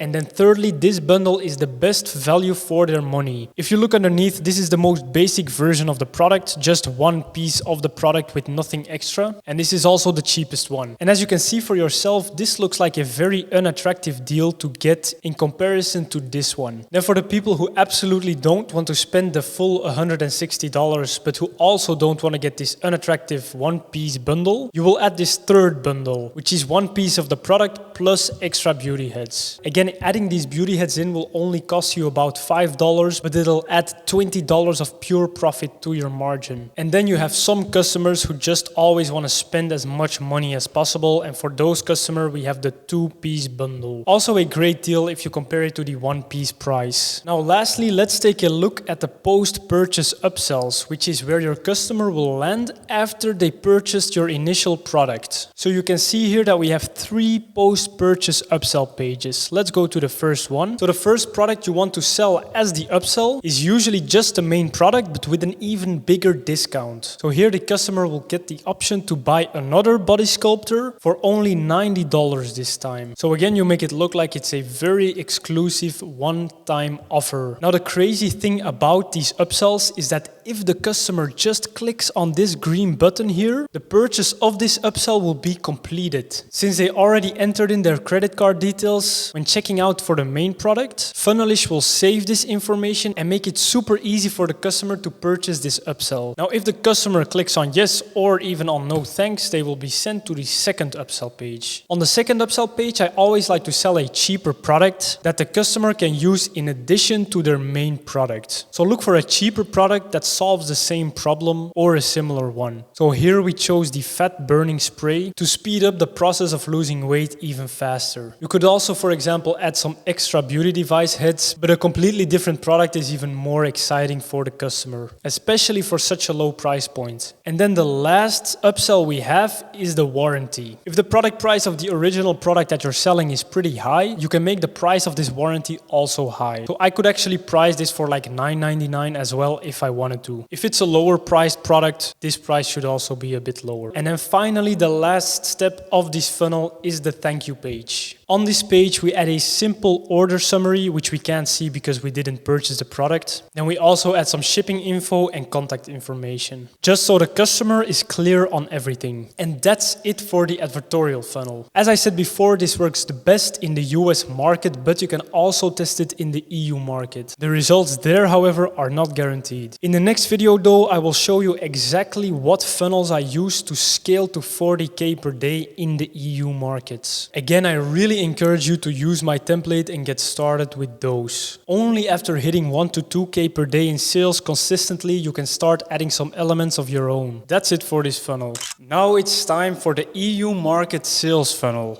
This funnel template can also work in the US market. Some students of mine are already seeing success with it over there. So if you're a complete beginner and your technical skills aren't just there yet, you can definitely use this funnel to start in the US market because the advertorial funnel requires a bit more knowledge and experience. So this one might be easier to start with. But we've done around $6 million of revenue in the EU markets with this funnel though. So it definitely works there really, really well. Again, you have this template too. The link is below this video. Now let's take a look at the funnel. So in this funnel, we only have the landing page, the checkout page, one single upsell, and then the thank you page. So it's much less advanced than the advertorial template, which is perfect for the EU markets. This is what the sales page looks like. So this product in particular is called the Camilla Lace Push-Up Bra. And we also created a separate logo for this product. So every time you test a new product with this funnel template, you want to create a different logo and brand name that fits with that certain product. Still, all of the funnels will be under the femlins.com domain name, but we will make up a new brand of the product by using a different logo and title, just so we really look like the main brand of this product. You might think that having a different domain name than the brand name of the product is a little confusing for your customers, but to be honest, 99% of customers will never even look at the domain name, so it doesn't matter at all. But using this funnel template, we can create the vibe of being a brand without being an actual brand. So this entire section right here is what we like to call above the fold. This is the first section on the product page your customer will see after they have clicked on the ad,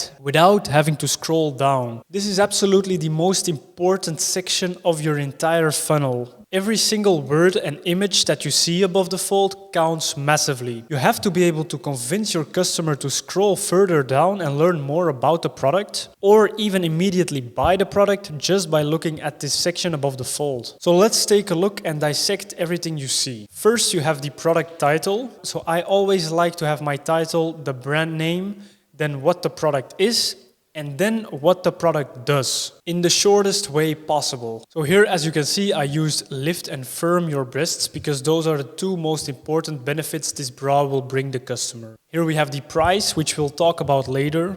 And then right under the price, we have the 4 most important benefits of the product. So try to really place yourself in your customer's shoes. Why would they buy this product? What are the emotional benefits they are looking for? Think very hard on these and write them down right here and make them as specific as possible. So not only does it elevate and shape your breasts, it does it permanently, which is more specific wording, and that always works better. So just remember that these shouldn't be technical features, but rather the benefits the customer will experience. Then the add to cart button itself, it usually just says order my product name. So in this case, we have order my bra. And then on the second line of the add to cart button, I added a little scarcity by saying 50% off ends tonight, even though this isn't 50% off at all. Maybe I should have double-checked the pricing. And then you see a little Trustpilot rating right here. It's very important to increase the trust as close to the Add to Cart button as possible, because that's where your customers will be clicking and making their decision. And then again, the same principle. So right under the Add to Cart button, we have this Facebook comment testimonial. So if you go to this website right here, that is where you can create such a comment post. If you scroll down and then you go to comments, you can upload a profile image or a comment image. And then, for example, the name Jessica Alba, and then the comment, I love this product. You can add the amount of likes, when the comment was posted, the official tick no, and then you just click on add comment, and then in this Facebook post right here, you will see the comment generated, and you can just take a screenshot of this comment like this, save it as an image, and then place it right here under the Add to Cart button. So for example, we know that the target audience of this bra is older women, which is why we have placed a comment right here of an older looking customer who received this product as a present. Now the reason adding this little Facebook comment testimonial works so well is because most of your traffic will be coming from Facebook, because we will be running Facebook ads, obviously. This makes it very relatable and consistent with the customer's experience. And now the last element above the fold is the main product image. This is very important as well and can really make or break your product. The most important factor of this main image is that you show the benefits of the product using a person. In this case, it's a bra, so it's quite simple. It's just a girl wearing the bra and looking very comfortable while doing so. But here are some more examples of main images that also show the benefits of the product. Now check your above the fold section of your funnel and make sure that the Add to Cart button is also visible on both mobile view and desktop view. Now you're good to move on to the other sections. So our funnels always consist of a headline, then an image or GIF, and then the paragraph. The headlines and the images are the most important, because people usually just skim through your product page anyway without reading anything. This means you have to convey every single benefit of your product visually. You can always find a bunch of images of your product on either AliExpress or Google or on your competitor's page. For GIFs like these, I usually like to cut out snippets from the ad. And if the images themselves without any text don't show the benefits that clearly, you can add some text using Canva, for example, and add some benefits in there yourself, like we did here on this image. Now to come up with all of these headlines, guys, we just focus on the positive feelings that the customer will experience if they buy our product. Again, the emotional benefits, not the features. And then to come up with the paragraphs, you can just use ChatGPT very easily. So I always like to use the following prompt to come up with my paragraphs. Again, they aren't that important. They should just support your headlines. So use this prompt. I'm creating a product page description for a product name plus some benefits. So in this case, it would be for a lace push-up bra that lifts your breasts and sits very comfortably. Write a short paragraph supporting the following headline, and then you can just copy this headline that we came up with ourselves. And then right here, ChatGPT came up with a random paragraph. Again, it's not that important, but it does look like this is a really good paragraph talking about all the emotional things rather than any technicalities. But just make sure that the paragraphs make a little bit of sense. Your images and your headlines will still do the heavy lifting. Then scrolling down, a very important section in your funnel as well is the testimonial section. You really have to think about the copywriting in these testimonials. I usually like to write from the perspective of 3 different customer avatars, so you can target and convince more people. Think of anyone who could use your product. For example, older people, young people, the jobs that they do, what are their day-to-day struggles, how much money do they have, and stuff like that. So try to come up with 3 kinds of people and then write 3 testimonials from their perspectives. This way, the testimonials will be very realistic and you will be able to relate with a lot of customers. And then scrolling down, obviously, if you have a fashion product, make sure to add the size chart. But then for every other product, we have the FAQ section. In the FAQ, you have to make sure that you reply to all of the most commonly asked questions your customer could have. The ones that I always have in there are the return policy and recommending the people to get the bundle deals, which you will see in the next step. But for the other questions, just use your brain and try to think of the most commonly asked questions. For example, for this bra, how can I wash it and keep it in the best condition? How do you know the sizing? We work with special sizes. You can see the sizing chart. Is it only for larger breasts? No, it's for all sorts of sizes. I'm sure you can come up with some questions yourself. But if you really can't come up with any more questions, you can just go to Amazon.com, search for a variant of your product or a very similar product. So let me quickly do this right now.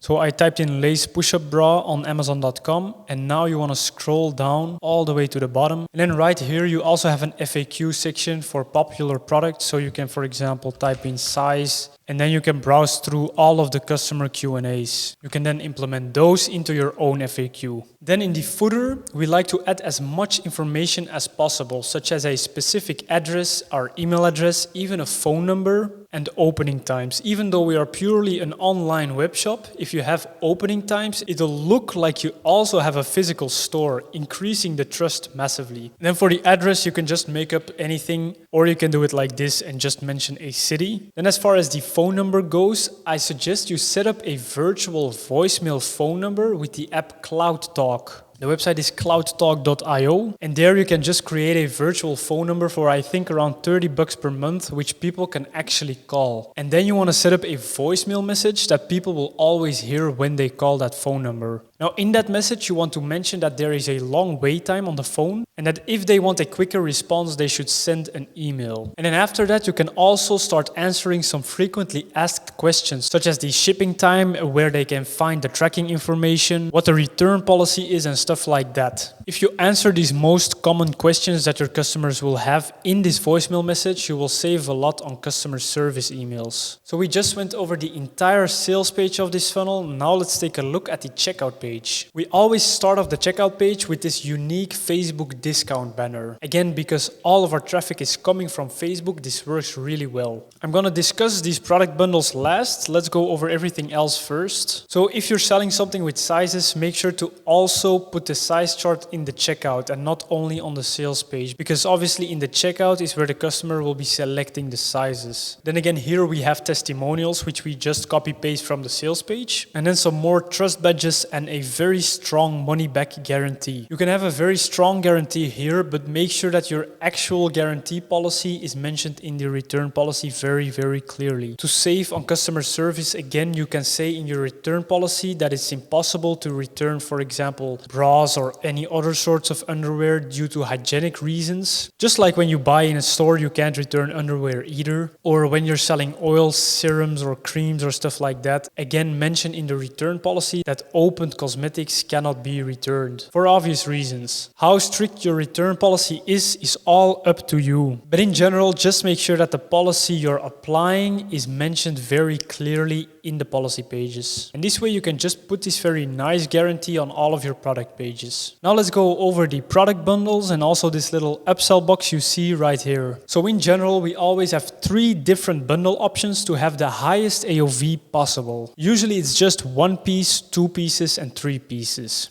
And in most cases, the pricing will always be the same: $29.95 for 1, $34.95 for 2, and $49.95 for 3 pieces. You want to have at least $20 of profit margin with your cheapest bundle. So for the cheapest bundle, just take the cost of goods from AliExpress, add $20 and round up or down.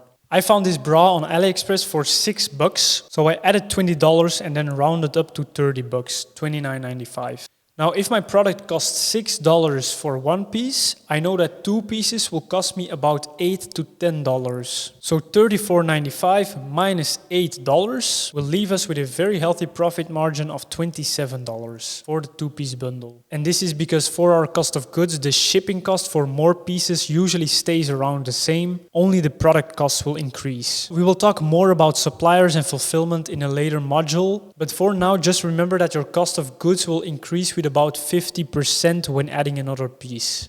And now I want to make the 2-piece bundle the most attractive one because people will then choose that one the most. That's why there's a very small price increase from 1 to 2 pieces. But the profit on the 2-piece bundle is way better than on the 1-piece bundle. And then the 3rd bundle is for the people who want to spend as much money as they can and get the best deal. 3 pieces will cost us roughly between $13 and $15, meaning we will have a profit margin of around $35 to $37. Now that's it on product pricing. There's really nothing more you should know about other than having a good enough profit margin. Now for the rest on this checkout page, we always like to have this little upsell here to increase our average order value. So this is the express priority shipping option. This is a great way to increase the AOV because the shipping is actually exactly the same as the standard shipping. So it's $4 of pure profit added to your margin. And then again, lastly, after the customer has purchased our product, we have a very simple upsell page, which is the same product but for an even better price. So again, this is a one-click upsell, so the only thing the customer has to do is click on yes and they purchase their extra piece. And then lastly, the thank you page, where we show the shipping times and our contact information very clearly. Now that's it on this funnel. In the next video, I will show you how you can connect these with your Shopify store.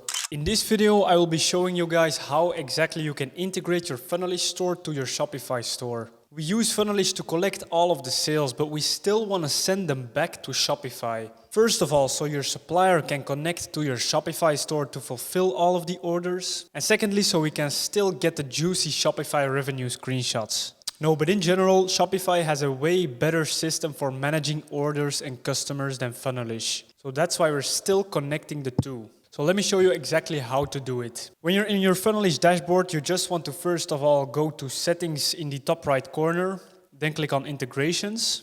Then here, obviously, click on Shopify. And then here you want to type in your store URL. So Shopify recently changed the URL layout, but you just have to copy this number. And then after it, type myshopify.com and that's your store URL. And then just click on connect. And it'll load up the integration. Click on install unlisted app. And then boom, your Shopify store is now connected to your Funnelish account.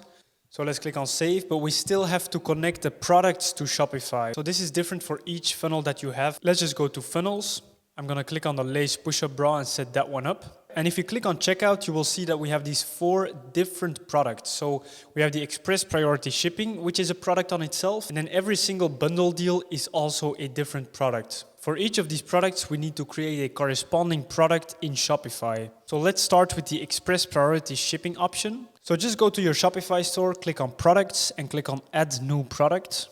I'm gonna call this the express priority shipping. The price, make sure you match the price on Funnelish, $3.99. I'm not gonna track the quantity. And that's it for this product. I'm not gonna add a picture or a description. No, it's just for the revenue to be collected on Shopify. So let's click on save. Make sure it's active, of course. And now let's go back to Funnelish. Click on express priority shipping.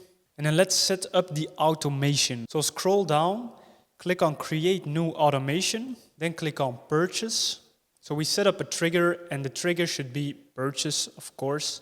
Click on continue and click on Shopify. Because we already linked the store, we can just search in all of our products on Shopify right here. And the only product that we have on our Shopify store is the express priority shipping. So that's the only one we see right here. Let's click it. Then some important settings to always remember. Enable bundling and set it to 5 minutes. So what this does is if your customer decides to, for example, buy an upsell a couple minutes after they bought your first products, those 2 products will still get bundled into one single order on Shopify. That's very important so your supplier doesn't ship out 2 different orders to one customer. And then that's it for this automation. So let's just click on create and click on save. Now we still have to create the automation for the Camilla bra itself. So to do that, again, we go to products on Shopify, click on add product. The title will be Camilla lace push-up bra. And for this product, I do want to add the pictures because your customers will still receive the shipping confirmation email from Shopify as well as the order confirmation email. And in that email, your customers will see the picture of the product they bought. So it's important that in that email, they will see a picture of the product. Let me just drag this one in here.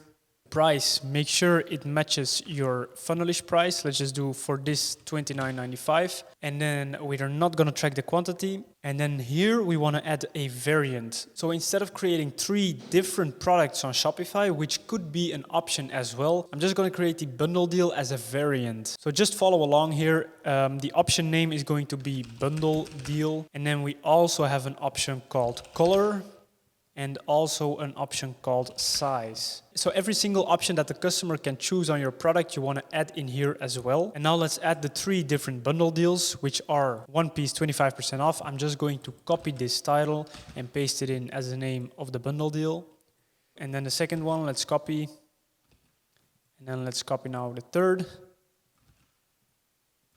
Boom, that's done. So we now have the bundle deal set up. Now we still have to set up the colors and the sizes. What color options do we have again? Let's see, we have nude, gray, and black. Nude, gray, black. Let's click on done. And then sizes, we have M to 3XL.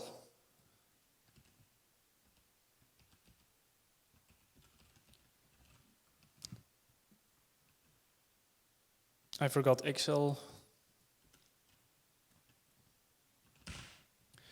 That's it, let's click on done. Let's click on save. Now we still have to set up the correct pricing and the correct SKUs. Now these SKUs are super important to set up correctly so your supplier knows exactly what size and color to send to your customer. So let's select all of these options and then click on bulk edit. This gives us a way easier way of editing all of the products. So the one piece, as you can see, this is the pricing for the one piece. It's $29.95. Let's check on Funnelish how much it was for 2 pieces, which is $34.95. All right, so let's type in here $34.95. And let's drag this down like we can do in Google Sheets as well. Boom. And then 3 pieces is $49.95. Like this. Okay, so that's good. Now we still have to create the SKUs, which is going to be a lot of work. So how the SKU looks like is lace push-up bra. So just a very standard name of the product, just for your suppliers to know what they're shipping. Push-up bra, underscore one piece, underscore the color, which is nude, underscore the size, which is M. So for every single product, and that's the pain in the ass with fashion products like this, you have to set up your SKU. So let me quickly do this and I'll come back to you. So now I did all of the SKUs for one piece. Let's copy all of these, paste them in, and let's change one piece to 2 pieces. And now let's do the same for 3 pieces and then we're done.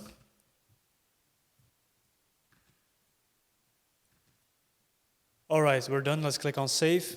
All right, and let's go back. And now you can choose to also upload the matching colors to the correct variant. I'm not going to do this because it takes too much work.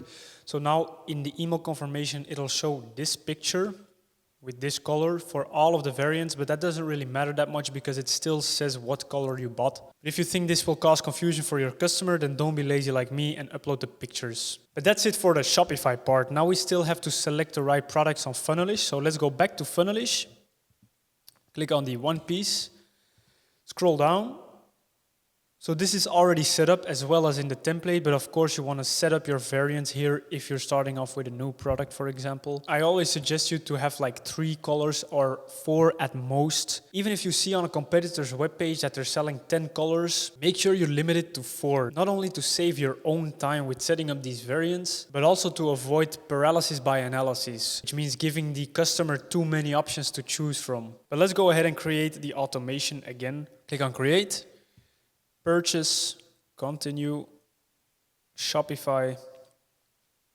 And now in here we can see our Camilla Lace push-up bra from Shopify.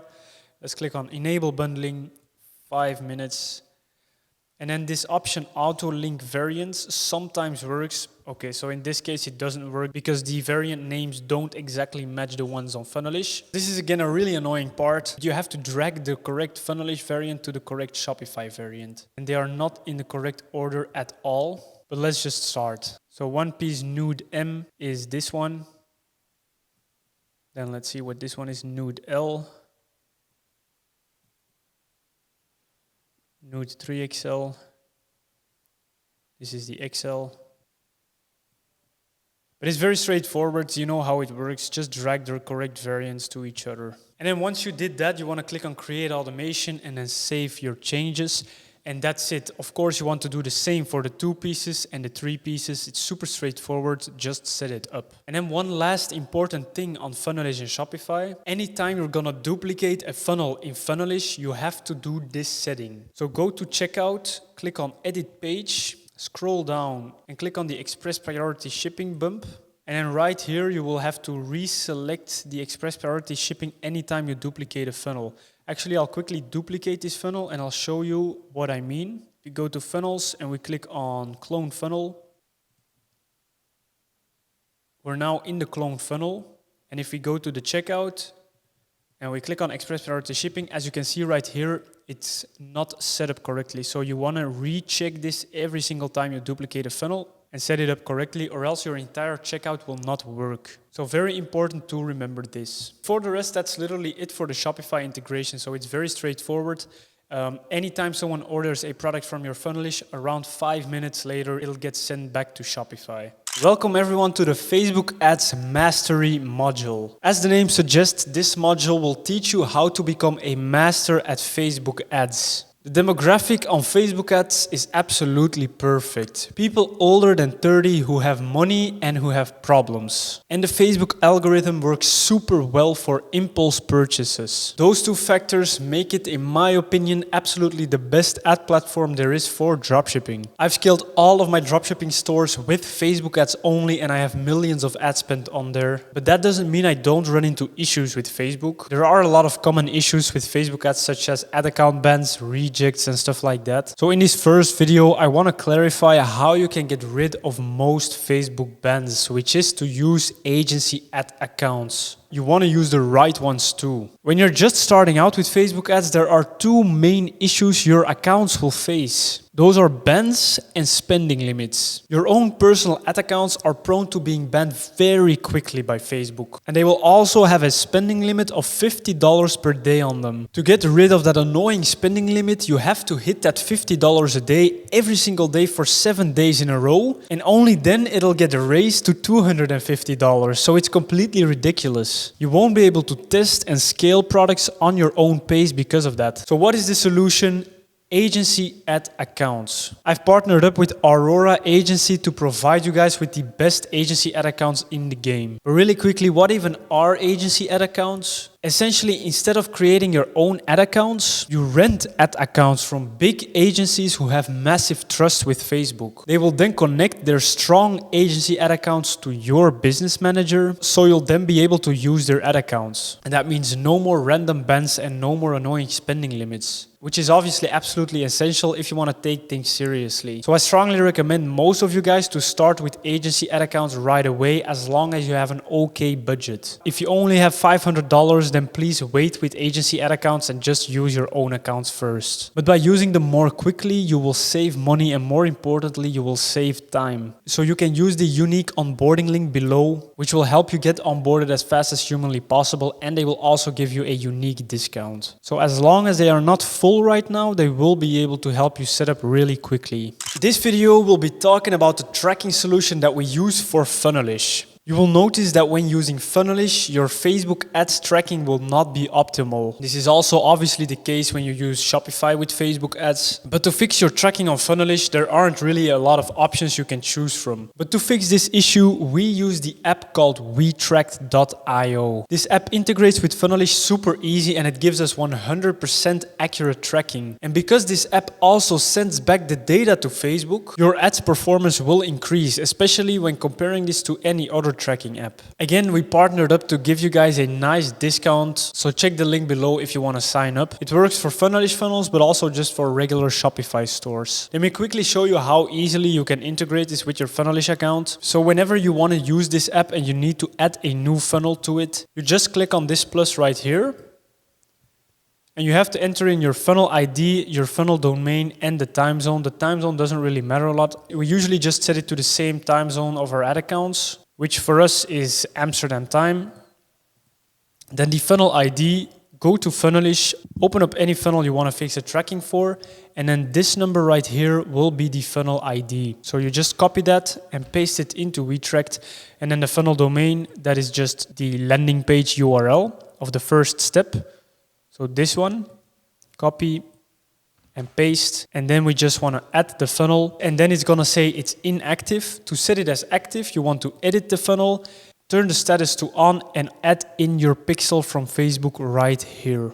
And that is how easy you can fix your tracking with Funnelish. Obviously, you don't need to be tech savvy for it. Before we can run any ads on Facebook, we first have to find or create a video ad first. There are two different ways of finding your ad creatives. The first one is the easiest one, which is to order your ads from a service. This will cost you some money, but it'll save you a lot of time. So if you have the money in the beginning and you don't like to waste time, you should definitely use a service. The best one I found so far is called Viral Ecom Ads. They're very fast at delivering the ads, but they also know exactly what Facebook and TikTok ads should look like. We partnered up with them to give you guys a unique discount, so check out that link below this video. If you want to create your own video ads, however, please follow along. I will show you how you can source and edit creatives yourself to run on Facebook. So usually the first ad that we test of a product is the competitor's video that we found on Minea when doing our product research. Because the creative is usually working for the competitor, we want to test that exact same creative as well. But we want to increase our chances of finding a winner, so we always create 2 more variations of that first creative. So in total, we will be left with 3 creatives to test on Facebook ads. One will be again the original winning creative we found on Minea, and the 2 others will be variations of that original ad, but with new content. Now let's go over how I edit these creatives and prepare them for Facebook ads. So let's start on Minea with the product that we found of our competitors. So this is the EMS foot mat, which we also covered during our product research video. Now, as I said, you want to test the original ad you found on Minea, but there are still a few changes we have to make to the video. So let's download it and take it over to Veed.io. So Veed.io is a really good video editor in browser. It's just the easiest video editor I could find online, and it has the most amount of options, such as auto-generating subtitles and captions. It even has a built-in text-to-speech function, which we often use as well. So I really like Veed.io. Now let's click on Create New Project, and let's drag and drop our video from Minea in here. So again, this is the original video that we found of the competitor. We don't want to edit it a lot. What we want to do is we want to change up the video speed. Once you drag the video into the editor, you will see right here, there's an option to edit the video speed. So let's just set it to 1.05. And this will make the video just a little bit quicker. The people viewing the video will not notice, but the Facebook AI algorithm will notice. By doing this, you are tricking the Facebook algorithm into thinking you have an original new video. This way, you won't be instantly rejected, first of all, and secondly, your performance will also be a bit better than if you were to just copy-paste the video straight to your Facebook ads. So once we change the speed, you can click on Done. And you can download the video by clicking on Export Video. And there we go, we have the first video ready, which is again the original ad that we found on Minea of our competitor. Now let's go back to this video project by clicking on Edit Video right here. And now we have to find some new content of this product on Minea. So if we go back to Minea and we just type in the search bar EMS, I already did it. So this is the EMS device mat. I'm sure if we type in EMS, we'll find a bunch more similar ads. And as you can see right here, already an ad with 860 likes, but it seems to be French, so let's skip this one. But the goal right here is to find old winning ads of this same product. So we start with the new winning ad, which is the competitor's ad, and then we want to mash it up with content of old winning ads. So let's also set this to a minimum likes amount of 1000.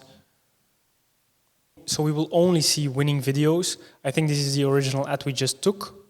Let's keep scrolling. Here is another ad with 6,000 likes. So this is perfect. Let's download this ad as well. So let's click on download right here again. And now we're just gonna mash up the original creative with this new winning ad that we found. And there aren't really strict rules, but just follow along and see what I do. If you go back to Veed and you click on media, you can then drag and drop your new video in there as well. And then so down here you have your timeline. And because this video is above this one, this is the one showing. But these are just some basic video editing principles. I'm sure you understand what I'm doing here. So what we want to do is we want to change the scroll stopper first of all. So we're just going to take the scroll stopper of the new video that we found, of these fatty legs, and then I'm going to click on S to split the clip, and then I'm going to show a part of the old video again. So we have the new scroll stopper, and then we have the old video again. They introduced the product in the old video. And right now, let's switch back to a piece of content of the newer video. So let's just see what content looks good. Okay, so just to show you guys, an animation like this is very dangerous, especially these days on Facebook. So if you see something like this thing, cut it out. So yeah, this is a nice shot to show actually. So let's place it right here. Say goodbye to chronic foot pain, introducing the product. And then after the product, another product shot of the product doing its job. So the animations like these work really well. Again, this is the one you want to cut. So let's cut it out completely. This as well. Click on delete. So we have this new scroll stopper, then part of the old video, introducing the product, another product shot. And then let's see what we see right here. So the product has now been introduced, so let's cut this part out of the old video.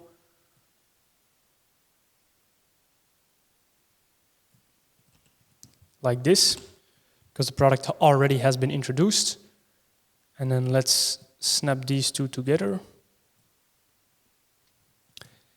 So the product has been introduced, and then we will show what pains can be relieved while using this product. This looks fine, this looks fine. And then let's again use something of the new video.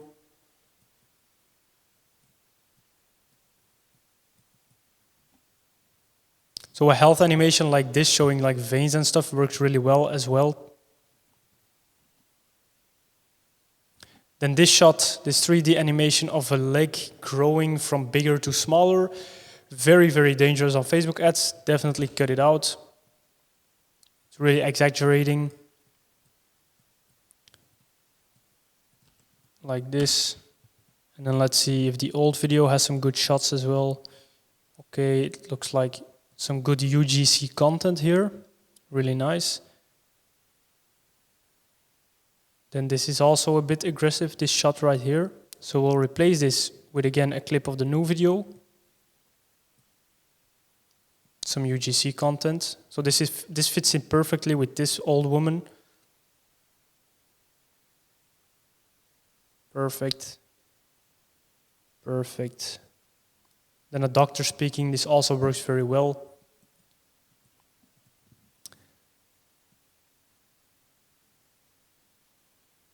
Then an old man being relieved of pain. And now let's end it with a shot of the old video. Enjoy lasting relief. Okay, so let's shorten this a little bit so the text is visible. Like this. Perfect. And then the call to action, which you can just leave as it is. So this is a perfect new video ad. We do also want to change the music. I'm not sure, because I'm not wearing my headset, if there is text-to-speech in the background, like if someone is speaking in this ad. If that is the case, and you're mashing up two ads together, obviously it's going to be intertwined. So what you want to do is you want to remove all the audio from this ad. And then in v.io, you can click on audio, text-to-speech, set the language to English or whatever language you want to use. And then you can add here your text. So for example, it will be something like introducing the EMS foot massager, relieve chronic leg and foot pain immediately. Just describe the product and its emotional benefits in a short little script, and then you can click on generate and have this audio play in the background of your ad, which works really, really well. But again, I can't listen to the audio, so I'm gonna skip it and just remove the audio completely. But normally I would add the text-to-speech as I just described. So we now created the second ad. Let's click on done, export video. So for the third video ad, you wanna do exactly the same. Just go to Minea, find another piece of content, for example, this one right here.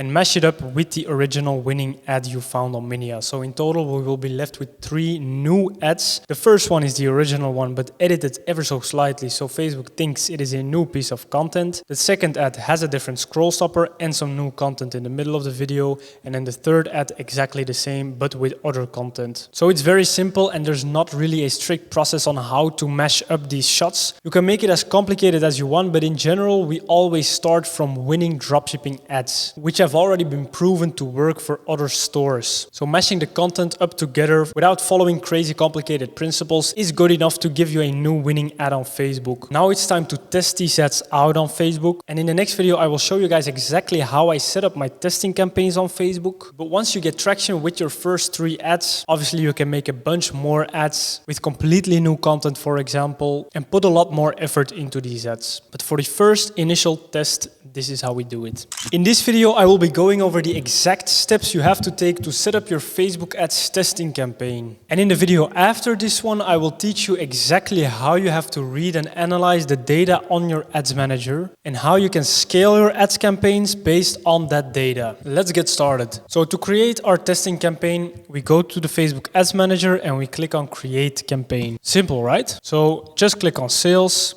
always select sales. So for the campaign name, let's just create this campaign for the EMS foot massager, of which we just edited the ads in the previous video. So let's call it EMS foot massager. Then vertical line, your break-even ROAS. So your break-even ROAS, how you can calculate that number is you take your selling price of your product and divide it by your break-even margin.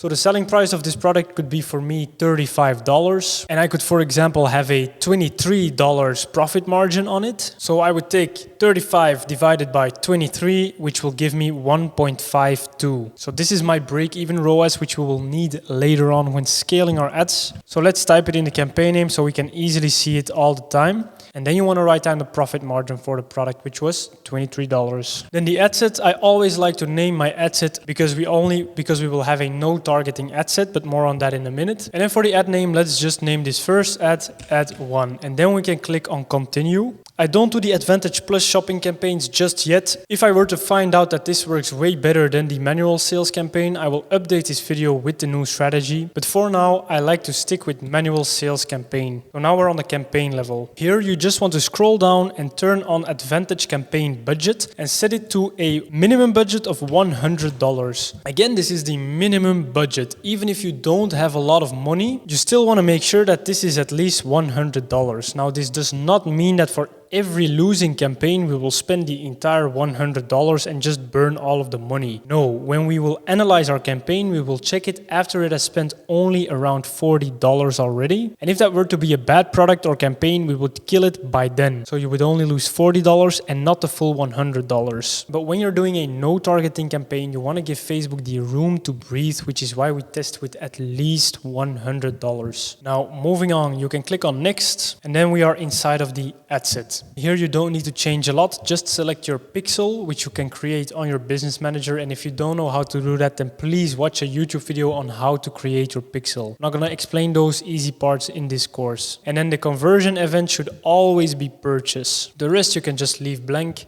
Dynamic creative turned off. The start date we always do tomorrow at 12 a.m. midnight. And then the location, obviously this is up to you. If I were to have a Dutch store right now, I would select Netherlands and Belgium. If my store was German, I would select Germany and Austria. If my store was English, I would select the United States. So let's just leave it as it is right now, location United States. Then all of this audience stuff you can leave as it is, the placements as well. So usually this would look something different. It looks like they have recently changed it. But if I click here on switch to original audience options, this is what we call the interest targeting, and most people will select a bunch of interest here, but I don't, and that is why our ad set is called no targeting. So I just leave all of this blank and give Facebook all of the options and room to breathe. We don't even select any languages. Facebook knows what's best. We leave the age open, we leave the gender open. There are too many genders anyways these days. So again, we just select the pixel, the conversion event purchase, we change the start date and time, and that's it for the ad set settings. Now let's go to the ad settings. Let's click on next. And here we are inside the ad. Very, very simple. Again, we leave everything as it is. let's just upload our ad video. So click on add media and then add video. And then you want to upload your first video that we created in Veed. Once you have uploaded your video, just click on next, leave everything as default. And then we have uploaded our video. Now it is time to come up with an ad copy. So ad copies are super simple. Just think of the main benefits that your product will give to the customer. In this case, you can already see the main benefits written down on this video thumbnail right here. Relieves plantar fasciitis, neuropathy, swollen feet, inflammation, and cramps. Now the thing with Facebook ads is that you cannot mention these specific medical terms in your ad copy, or your ad will be rejected very likely. So let's just type very simply. So let's just say relieve all types of pain with ease and comfort without breaking the bank. And then let's search for a nice emoji. This is a nice one. And that's literally it for the ad copy. So you want to keep it super short, super simple, and super straightforward. Again, think of what your product will do to the end customer, what they will feel like if they use your product, and what the benefits are. Describe that in one short sentence, add an emoji, and that's literally it. And then right here under the ad copy, you want to paste your website URL. So I didn't create this funnel, so let's just do a random URL for you guys to understand. But this is what it would look like. And then the headline can be start living comfortably again. Start living comfortably again. So I'm just placing myself in the shoes of my customer. My customer is probably an older person who has had a lot of chronic pain for a very long time. Our EMS device is the solution so they can finally start living comfortably again. That's why I choose this headline. Here in the description part, you can just leave this empty, and then you want to copy your website URL, which in your case will be the Funnelish landing page, obviously. Paste that in here as well. And then your call to action button, I always leave it on learn more. I feel like this comes over less like an ad, which will work better in general. We've tested both shop now and learn more extensively, and in our tests, learn more always performed better. So guys, we have a very simple ad video. We just copied it from the competitor. We edited it slightly. We came up with a very short but aggressive and straightforward ad copy, and that's literally all we did for the ad. Now what you want to do is you want to click on these three dots to quickly duplicate your campaign. Let's call this ad 2, and then you want to replace this video, so click on change video with your second ad. And then obviously you also want to do the same with the third ad that you created and call this ad 3. And that's literally it for your entire testing campaign. Now you want to click on the campaign and click on publish. So that's it for the testing campaign. In the next video, I will show you how I would scale or kill this campaign depending on the data that you will receive in your ads manager. Now again, it's very important that you set up your tracking correctly. So as long as you have more than $1,000 as your starting capital, I highly recommend you get set up with WeTracked, which is the tracking solution for Funnelish we talked about a few videos ago. If you don't start with WeTracked, just make sure you have one funnel per campaign that you create, so you can still track the ROAS accordingly. But again, WeTracked is highly recommended. In this video, I will show you how simple you can scale your Facebook ads to those juicy 1K, 2K, 3K, even 5 or 10K per day in revenue. The rules are super simple, just keep it in mind. Over the last few years, Facebook ads has become easier and easier. It used to be that you needed lookalike audiences, crazy retargeting campaigns, and hundreds of new creatives weekly to scale your winners to serious revenue. Today though, you do not need any of that. Let's go over how you should analyze your ads day by day. So your day one analysis. Day one of your campaign is usually the most crucial day, as we can often decide on day one if you want to continue with this product or not. We first usually check the ads at around 11 a.m., but just make sure that your campaign has spent at least $40. And with 11 a.m., I mean the local market that you're selling in. I don't mean your own time zone. But if that's the same, of course, it's still 11 a.m. So when we're checking the ads at that time, there are 3 rules. If it has spent $40 and it has a low add to cart amount, you will completely kill the campaign. Now, a lower or high add to cart amount is completely dependent on the price of your product. But usually, if you have a cost per add to cart of below $8, that's a good number. So moving on to the second rule then. If the campaign has spent $40 and it has 0 sales, but it has a good add to cart amount, meaning your cost per add to cart is below $8, you can try to to lower your product price by 20 or 30% and then let it spend another $20 to $30 on Facebook ads and wait for a sale. But if it doesn't get any sales after that extra $20 or $30 spent, you can definitely kill the campaign and move on. Now for the third rule, if your campaign has spent $40 and it has one sale or more, you want to let it spend another $40 and then check again. So when your campaign then has spent $80 on the first day and is profitable or break even, you can let it spend for the rest of the day. If it's unprofitable with $80 ad spent, you can kill it and move on. I understand if these rules are confusing for you, so there is a PDF below attached with all of these rules written out for you very clearly. Just try to understand the numbers, do some basic math, and you will figure it out. But don't worry if it's not completely clear yet, you will learn by doing. But in general, by now, we have checked the ads once. So only if your campaign had sales after $40, you checked it a second time at the $80 spend mark, and by then it should either be break-even or profitable. Now we want to check the campaign once more at the end of day one, which is going to be at 12 a.m. in the local time zone of your market. There are again 3 scaling rules we're now going to apply. If your campaign was profitable and your profit margin was above 15%, you will just double the budget. If your campaign was profitable with a margin below 15%, or it was break-even, you will not touch the budget, you will just leave it as it is and let it optimize on day 2. And if it was even slightly unprofitable, you will kill the campaign and move on to the next products. So we apply these 3 rules every single day. So if your campaign didn't perform well on day 1, you can choose to either test new creatives of your product or you can completely move on to the next product. If you are doing the advertorial setup in the US market, it is way smarter for you to just test new creatives and new angles for your product.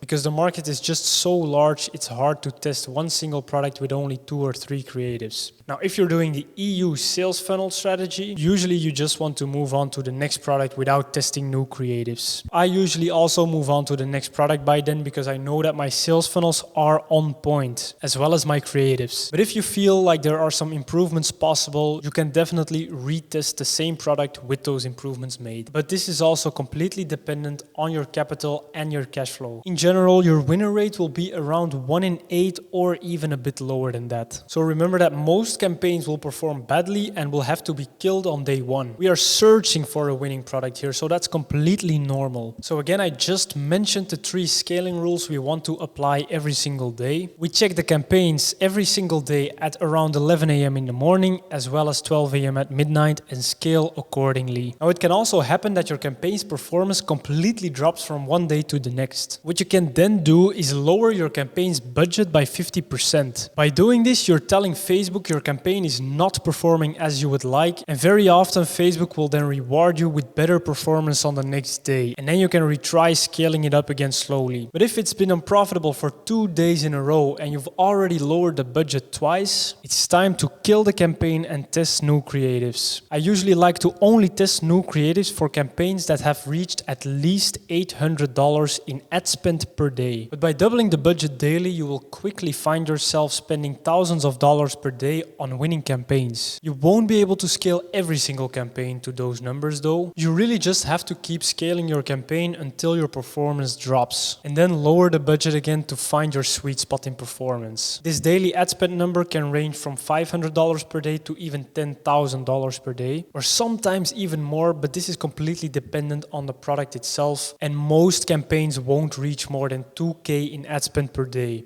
That's it for scaling, guys. If it wasn't clear, please check out the PDF I dropped below. And again, join my Discord so we can scale together and you can ask me daily relevant questions about how you can scale your campaigns. But please remember that you just don't want to overcomplicate your Facebook scaling, because it's never been as easy as it is right now. It's literally all dependent on your creative, your offer, and your product. So if those 3 are on point, the only thing you have to do is increase your budgets to scale to the moon. Welcome to the module about fulfillment. This is a very important module, as fulfillment is the backbone of your entire dropshipping operation. In this first video, I will explain 2 horror stories that happened to me because I chose the wrong supplier twice. The first story is when we literally lost all of our money thanks to a supplier's mistake. This was back in March 2020, right when COVID hit. We were struggling to find our first winning product for 6 months on end, almost burning our entire starting capital in the process. But then finally we found our first winning product, which was this dog harness.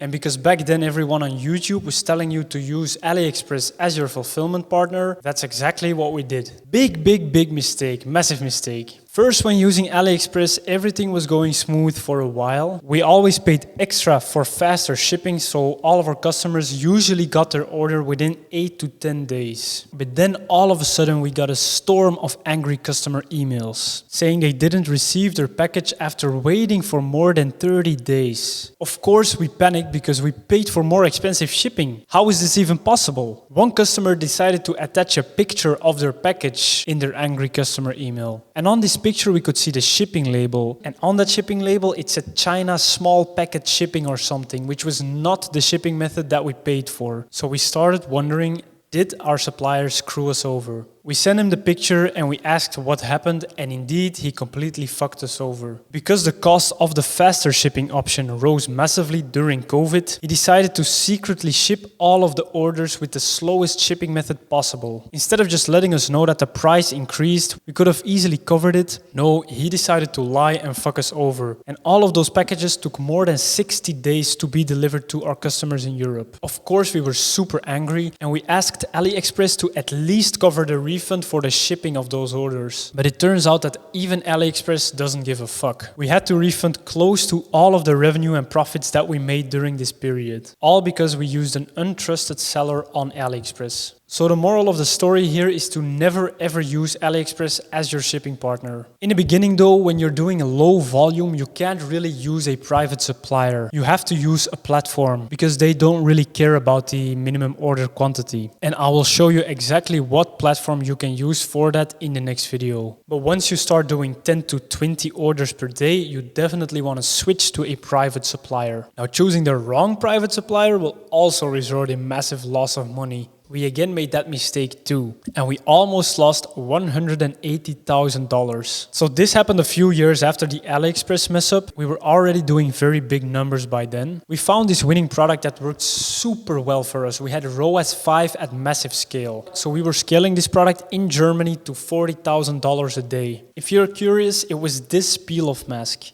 Our supplier at that time was just someone we found in a random Facebook group, and up until that point we had never experienced any problems with them. The shipping was always fast. But shipping isn't the only important factor in fulfillment though. Another extremely important factor is that they source the correct products. Very often these Chinese private suppliers will just source the cheapest possible variant of your product that they can find, without doing any quality control. And this is exactly what happened to us. We were slowly scaling, doing the biggest numbers that we've ever done. We were already planning which Lambo we could buy. And then all of a sudden we got a message from our customer service team saying they couldn't handle all of the customer emails anymore. They received over 500 complaints in one single day. It turned out that our supplier sourced the wrong product. They shipped out a very similar looking version of this product, but instead of it containing the green peel-off mask, the tube they sent out contained a random white liquid. More than 5,000 customers were requesting their money back via PayPal. We were looking at a potential loss of $180,000, which would have completely killed our entire business. My partner and I immediately decided to help the customer service team to reply to all of those emails ourselves. And luckily, we were able to arrange that our supplier would resend the original product to all of those customers. We then drafted an email to all of our customers saying a mistake has been made and that we accidentally shipped another really good skincare product which they could keep for free if they closed their PayPal disputes, and that we were obviously reshipping all of the peel-off masks as well. This really saved us, and most people decided to close their disputes on PayPal and wait for the green tea peel-off mask to arrive. Because we didn't immediately get angry at our supplier and negotiated very carefully, the reshipping costed us only $6,000, and our supplier decided to cover the rest, because obviously it's their mistake. The customers closed all of the PayPal disputes, because of course at the end they are happy to receive a second product for free. So everything turned out okay for us. But obviously we still decided to part ways with that supplier because another fuck up like that could easily end in death.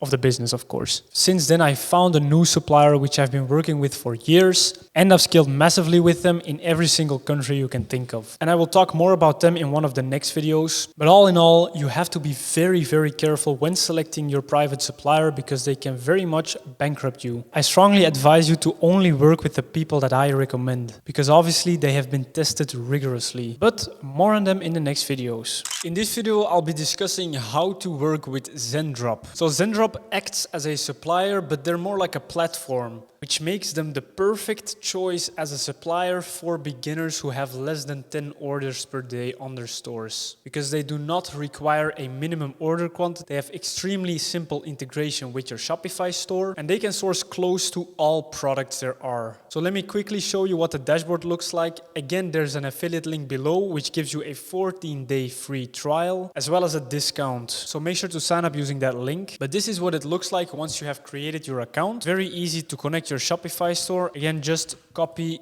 the URL and let's click on connect. Let's click on install app. And now our Shopify store is connected. And let's search for the lace push-up bra, for example. As you can see, there are many different variants of this bra. And the costs on here are really low as well.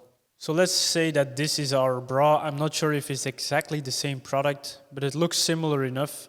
So let's click on add to my products. And then right here, if you go to my products, you can review and publish this to your store. And then what would happen is a new product page, I think, will be created on your store. But that's actually not what we want to do.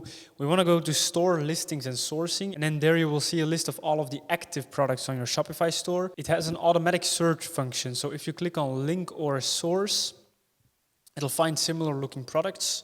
And let's just click on this one and see if it's the same. So this is definitely not the same.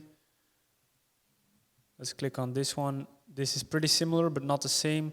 Let's just type in lace push-up bra instead of Camilla lace push-up bra, and let's see if we can find the same product. So this one is very similar. Let's click on select. And then this is exactly the same as the integration between Funnelish and Shopify. You have to connect the right variants. Very easy, just make sure you select the right sizes and the colors. I don't know the exact sizing on this one. They seem to have a bit more sizes than I have listed on my store. But you know exactly how to do this yourself. It's super simple. You can also import products from AliExpress. You have a lot of branding options and customizations. For that, I need to add my credit card, I think. But all in all, Zendrop is the best supplier platform there is to use before you're gonna start with an actual private agent. Again, if you're doing 10 orders per day or less, you want to use Zendrop. But once you start doing 10 orders per day or more, you want to switch to my private supplier, who I talk about in the next video. Dropshippinglite has been my supplier for multiple years now, and they have absolutely the best service and the best prices in the dropshipping game. And once you start doing around 10 orders per day or more, I recommend you switch over to them immediately. And if you use the affiliate link below to set up your account, they will know you come via me, so they will give you the best service possible. They will then give you a private agent for you to talk with on either WhatsApp, Skype, or Discord, or wherever else you want. These guys will be able to source your products a lot quicker,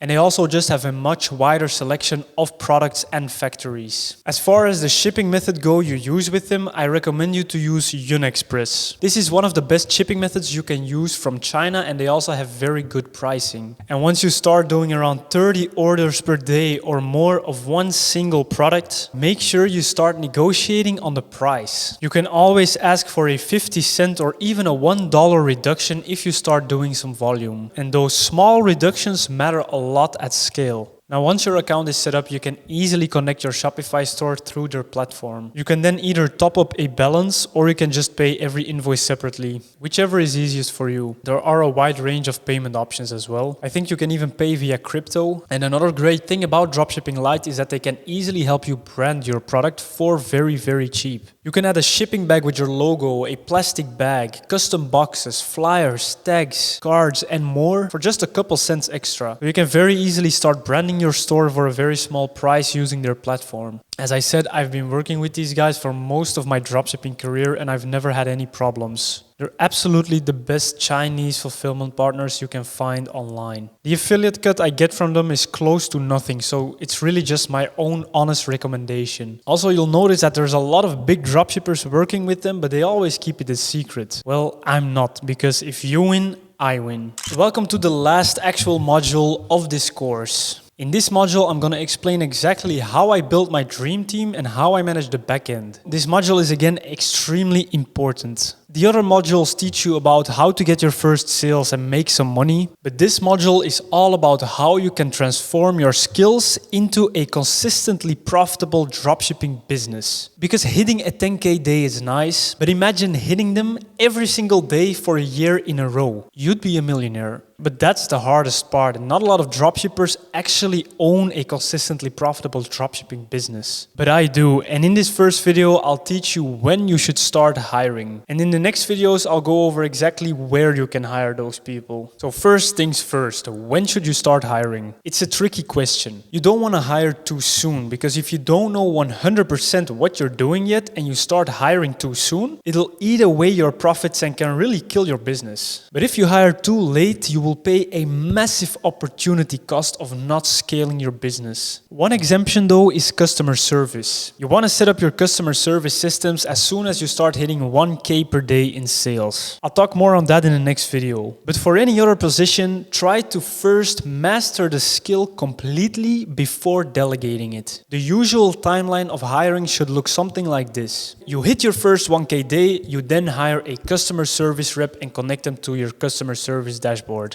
Once you hit your first $60,000 month with at least 2 winning products, you can start hiring a funnel builder. The reason I say you need to have at least 2 winning products is because you don't want to base your skills and SOPs on just one lucky winner. You need to prove you have mastered the skill of funnel building by having at least 2 winning products. Then once your funnel builder has started and you're growing to $100,000 per month in revenue, you should hire a video editor. A full-time video editor will probably be one of your most expensive hires. So that's why you don't want to hire them too soon. So before that, if you don't have any video editing skills yourself, I suggest you either teach yourself using the video in the course, or you order your ad videos from Viral Ecom ads. They're again a very cheap and good service, and they know exactly what a winning dropshipping ad should look like. Now at this point, your team should look something like this. You as the CEO and manager, then under you, you have your customer service manager, funnel builder, and video editor. At this point, you should be doing consistently $100,000 per month before hiring anybody else. It's of absolute importance to make your team as lean as possible. The next hire you're then gonna make is going to be your Facebook manager. Your Facebook manager is going to be responsible for 2 things: launching your testing campaigns and managing your Facebook setup. This person will not be scaling your ad campaign, so they're not really a media buyer, just a Facebook manager. A media buyer who manages and scales your campaigns is one of the last hires you ever want to make. And I suggest hiring such person only if you are hitting consistently $300,000 per month for at least 3 months in a row. So your Facebook manager will again just set up the testing campaigns and make sure your Facebook account structure stays alive, meaning replacing profiles, replacing pages, warming them up, etc. And then the last person you should hire is, as I just mentioned, your media buyer. But this is completely optional and not always the best choice, because if you have time in the day, it's smart to keep managing and scaling your ads for as long as possible yourself. But if this halts you managing other parts of the business because you lack time, then you should definitely hire a media buyer. But a good media buyer is going to be very expensive. But a full dropshipping team that should be able to hit around 400K a month consistently should look something like this. Again, a media buyer is optional, so you won't see them on this org chart. But you as the owner, you will do the general managing, you will do the product research, the proofreading of the funnels, and the media buying. Then you will have at least 1 funnel builder. To hit 500K a month, usually you will have 2 or 3 funnel builders though. Then you will have 1 single Facebook manager. However big the numbers you're doing are, 1 should be enough, who is responsible to launch the Facebook testing campaigns and to manage the Facebook account structure. Then you have your customer service manager, or you could use an agency as well. And then lastly, you will have 1 or 2 video editors responsible for all the video ads in your business. If you have set up your team and everything is going smoothly and your results are consistent, your next step will be to hire an operator. This person will do all the day-to-day non-growth tasks that you are doing. They will manage the team, manage the business, and make sure that everything runs smoothly, such as hiring new people and stuff like that. Essentially, they will run your entire operation. And then your next responsibility responsibilities will be to think on how you can grow your business to the next level. So that's what your entire team will look like, hopefully in the near future. And I also just gave you the timeline of when you should make each hire. In the next video, I will explain some things about customer service, and then we will go over how to actually hire these people.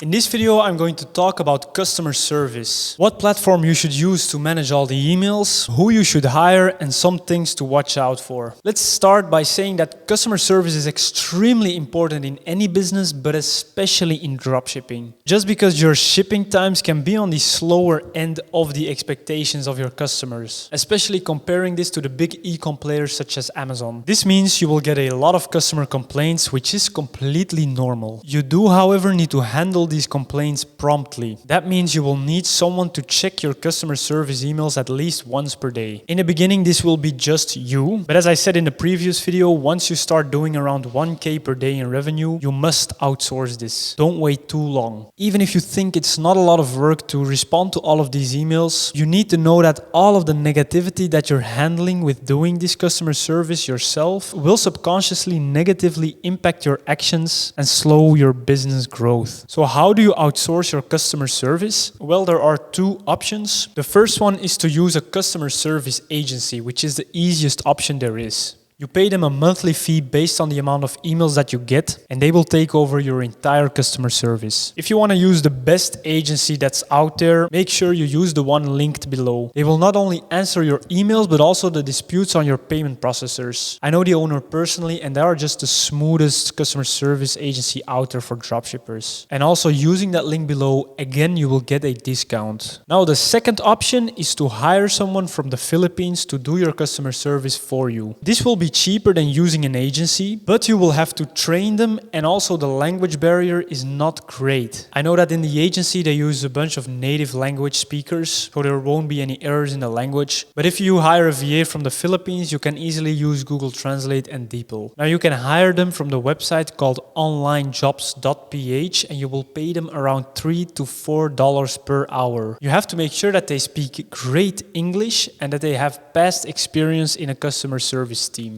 And then you will connect your customer service email to the platform called Tideo. Tideo is by far, at this moment, the most advanced customer service platform there is. And they're also one of the cheapest. You can connect your emails, your Facebook pages, and your Instagram pages very easily to Tideo. And you can also even connect your Shopify store, so your VA can easily manage refunds and customer data in the dashboard of Tideo, saving you money and time. Eventually, your customer service manager will create email templates and standard responses to use on each email, since most of your emails will be the same. I have one more valuable tip to massively reduce your customer service emails, which in turn reduces your costs and your disputes. I suggest all of you guys to add a phone number to your websites. You can create an online phone number using a service like cloudtalk.io. I think I also mentioned this in a previous video of this course, but this is where you will set up a voicemail message. So anytime your customer calls you, they will instantly hear a voicemail message. And in that voicemail message, you will say the following things, either recorded by yourself or by a text-to-speech tool. First, you mention your average shipping time. And then you can mention other frequently asked questions, such as your return policy, etc. Then you want to say that there's a very long waiting time for the phone line support,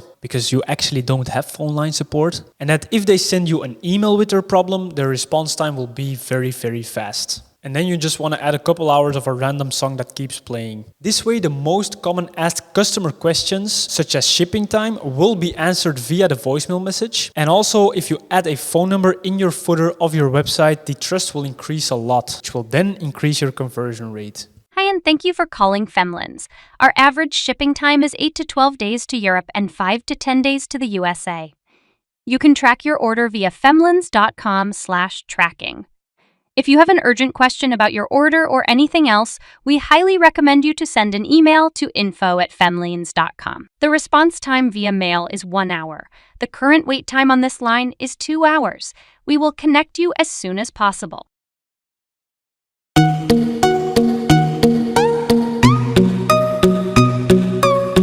So that's really all there is to say about customer service. Make sure it's handled properly. In this video, I'll be explaining how you can hire your first VA step by step. There are 3 main websites we use to hire our VAs. Onlinejobs.ph is where we will be doing most of the hiring. There is a massive community of experienced VAs in the Philippines, and the hourly rates are very low compared to the West. This makes it the perfect place to hire for simpler tasks, such as your customer service team, your funnel builder, your Facebook manager, etc. Then we have the website Fiverr, which is where we will be looking for graphic designers and video editors. They are mostly on there. And then lastly, we use Upwork to make our most valuable hires, such as a media buyer, a COO, a CFO, or any other type of high-level manager. Upwork is the largest worldwide platform of VAs, where you can find more expensive and more experienced people on there. I think I have some affiliate links below to sign up for these platforms with a discount. They can get expensive, so obviously take the discount. The process of hiring someone is usually the same for every single hire you make. The first thing you need to do is create a job description. You will then publish that job description on onlinejobs.ph or on Upwork. And if you're hiring from Fiverr, you'll just have to reach out to these individuals separately, since you can't really post a job description on Fiverr. Now, if you want my personal job description templates, I highly advise you to join my Discord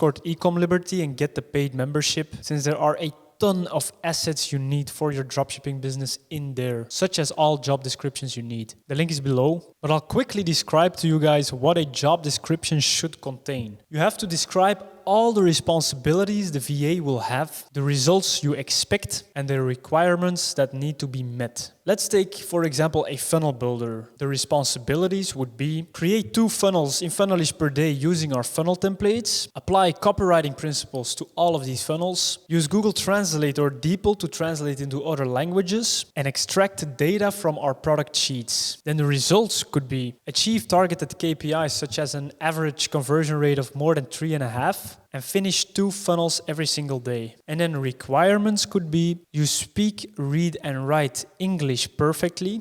You have a fast PC with good internet connection. You have knowledge and experience with building sales funnels. You have knowledge and experience with Shopify. Something like that would be perfect to add in the job description. Then you want to mention the rate that you offer. I personally offer my VAs from the Philippines around $4.50 per hour to start with. Customer service members can be paid a little bit less than that, while funnel builders can be paid a little bit more than that. Now, once you publish your job offer, you will get a ton of applicants. I usually wait until I have around 40 to 60 applicants, and then I start filtering. Just by reading the messages they send you, you can filter out a lot of people, since many of them won't put any effort into their message. If somebody writes you in bad English, obviously that's an easy filter. I then plan in a short 10 to 15 minute call with the 10 best applicants. In that call, you just want to get to know them on a basic level and ask them some specific questions about their previous work and experience. I then send some sort of small test. This can be, for example, to create a funnel for me or edit a video, or if it's a customer service person, you could ask them to reply to some basic emails that you got. Depending on the size of the test, you can decide yourself to either pay them for it or not. Again, in this part, most VAs won't do the test very well, and that usually leaves you with 1 or 2 people to choose from. And then just use your gut to choose the right person. Or you could hire both for a small testing period and let them compete for the job. And that's it. This is the same process for all hires, except, as I said before, on Fiverr. On Fiverr, you need to try and get their contact details so you can communicate with them outside of Fiverr. And there you will start the same process. In this video, I'll be explaining some systems and methods we use to manage our team with. It's of absolute importance that your team works smoothly and efficiently so nobody is wasting time, because wasting time means wasting money. Luckily, technology makes that extremely easy. So once you start with building your team, you're gonna have to switch to thinking in systems. Always find ways to log everything that you and your team are doing so you can track it and expand your business very easily later on. One of the best and easiest tools to work with to track everything is Google Sheets. We use Google Sheets to log the products that we're testing and track their statuses. We also use it to track the performance of our ad campaigns. We use it to track our entire Facebook structure and way more. I have a massive Google Sheet I use to test products with. And most detailed version of these assets are shared in the Discord, if you get the gold membership at least. You can find the link below, but here is a sneak peek of what my product testing sheet looks like, and I also included the link to that sheet under this video. So as you can see, this is our product testing sheet. You have a product ID, you have a product name, then you have some standard data such as the AliExpress cost, the shipping cost, the total cost of goods, which is the Ali cost plus the shipping cost, then your selling price for one piece. The fees get calculated automatically. This is based on Molly fees, but you have to change this to the fees of your own payment process. Your profit margin gets calculated and your break-even ROAS also gets calculated.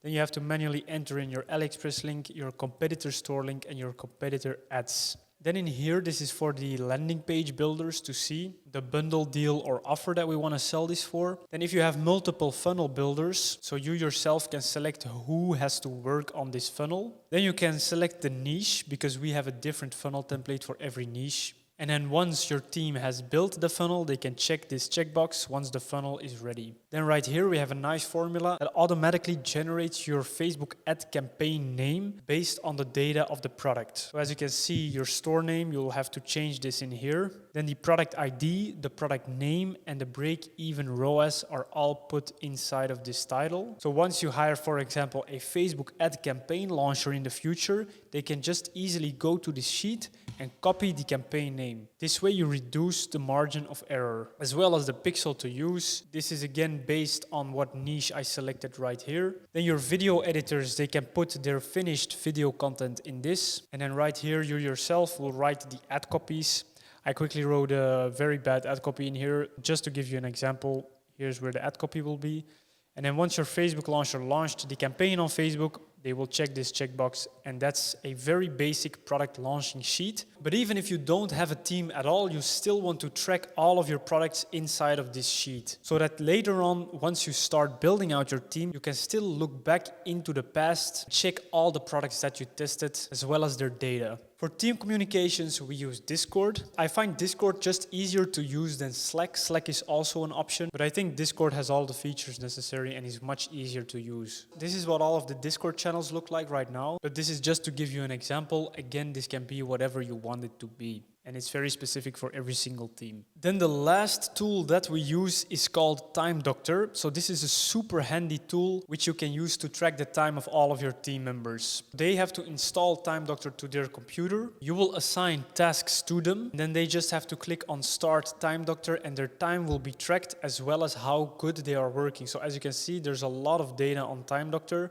So you can categorize everything by projects. We have, for example, general work, profile health check, campaign launching, and funnel building. I'm gonna have to blur a lot of this shit because it's very specific for our team. But just know that you have a lot of reports on Time Doctor. As you can see, it tracks the total time, the idle minutes, the unproductive websites and apps that our team might use. As you can see, this is really high. That's because this person uses Facebook a lot. Time Doctor categorizes Facebook as an unproductive app, but they're actually our Facebook manager. But then this is the feature we use the most, which is the payroll function. So in here you can see all of the hourly rates that we give to our team, and then you can very easily export a CSV to easily bulk pay your team. There are many team tracking tools out there, but in my opinion, Time Doctor is one of the best ones because it's also one of the cheapest ones with just the most advanced features in there that you need. If you want to use Time Doctor yourself, use the link in the description for a free trial and again a unique discount. That's it on managing your team. It's very easy as long as you remember to just track and log everything in the most efficient way possible. But in the beginning, this doesn't have to be perfect. Just use my Google Sheet and build out your systems from there.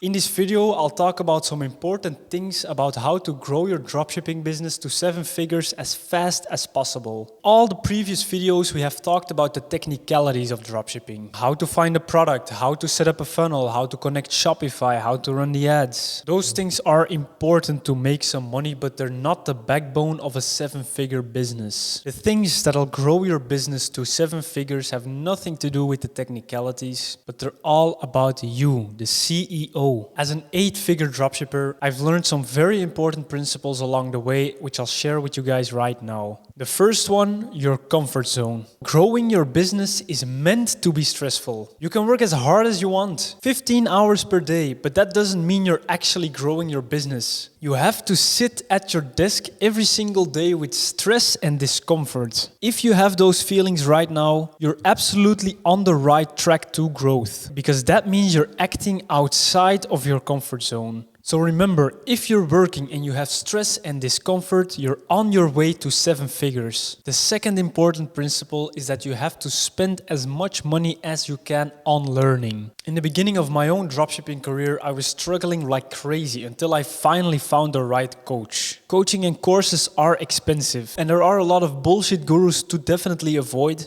But finding the right coaching and courses are an absolute must if you want to grow your business. The currently working strategies are not found in free YouTube videos. They're actually found in Discord communities and in coaching programs. This is because in dropshipping, everything changes week by week. Even if you found a good-hearted guru like I am, who tries to share everything for free, in 1 month, a big part of the strategy might have already changed. That's why you absolutely need to spend your first profits on growth. I myself run a paid Discord community where I do weekly group calls with all of the members. This way, everyone in my group stays up to date with the latest strategies in e-commerce. I highly suggest you join that group if you want to take things seriously. Since you joined this course and got all the way through, you definitely deserve a lifetime discount. So you can find that unique discounted link below. So guys, to wrap it up, this course took me quite some time to make. I really appreciate any feedback you guys have on this course. You can leave a Trustpilot review, or you can comment on my YouTube videos, or you can just send me a DM on IG of what you think of this course, and I'll definitely read it. And if something is missing according to you guys, I'll make sure to try and add it on later. For now, rewatch it, study it, and implement it until you're at least $1,000 per day. And if you need my specific help, again, for so fucking cheap, you can join my Discord community. So take things seriously, let's get your business off the ground, and I'll meet all of you at the top.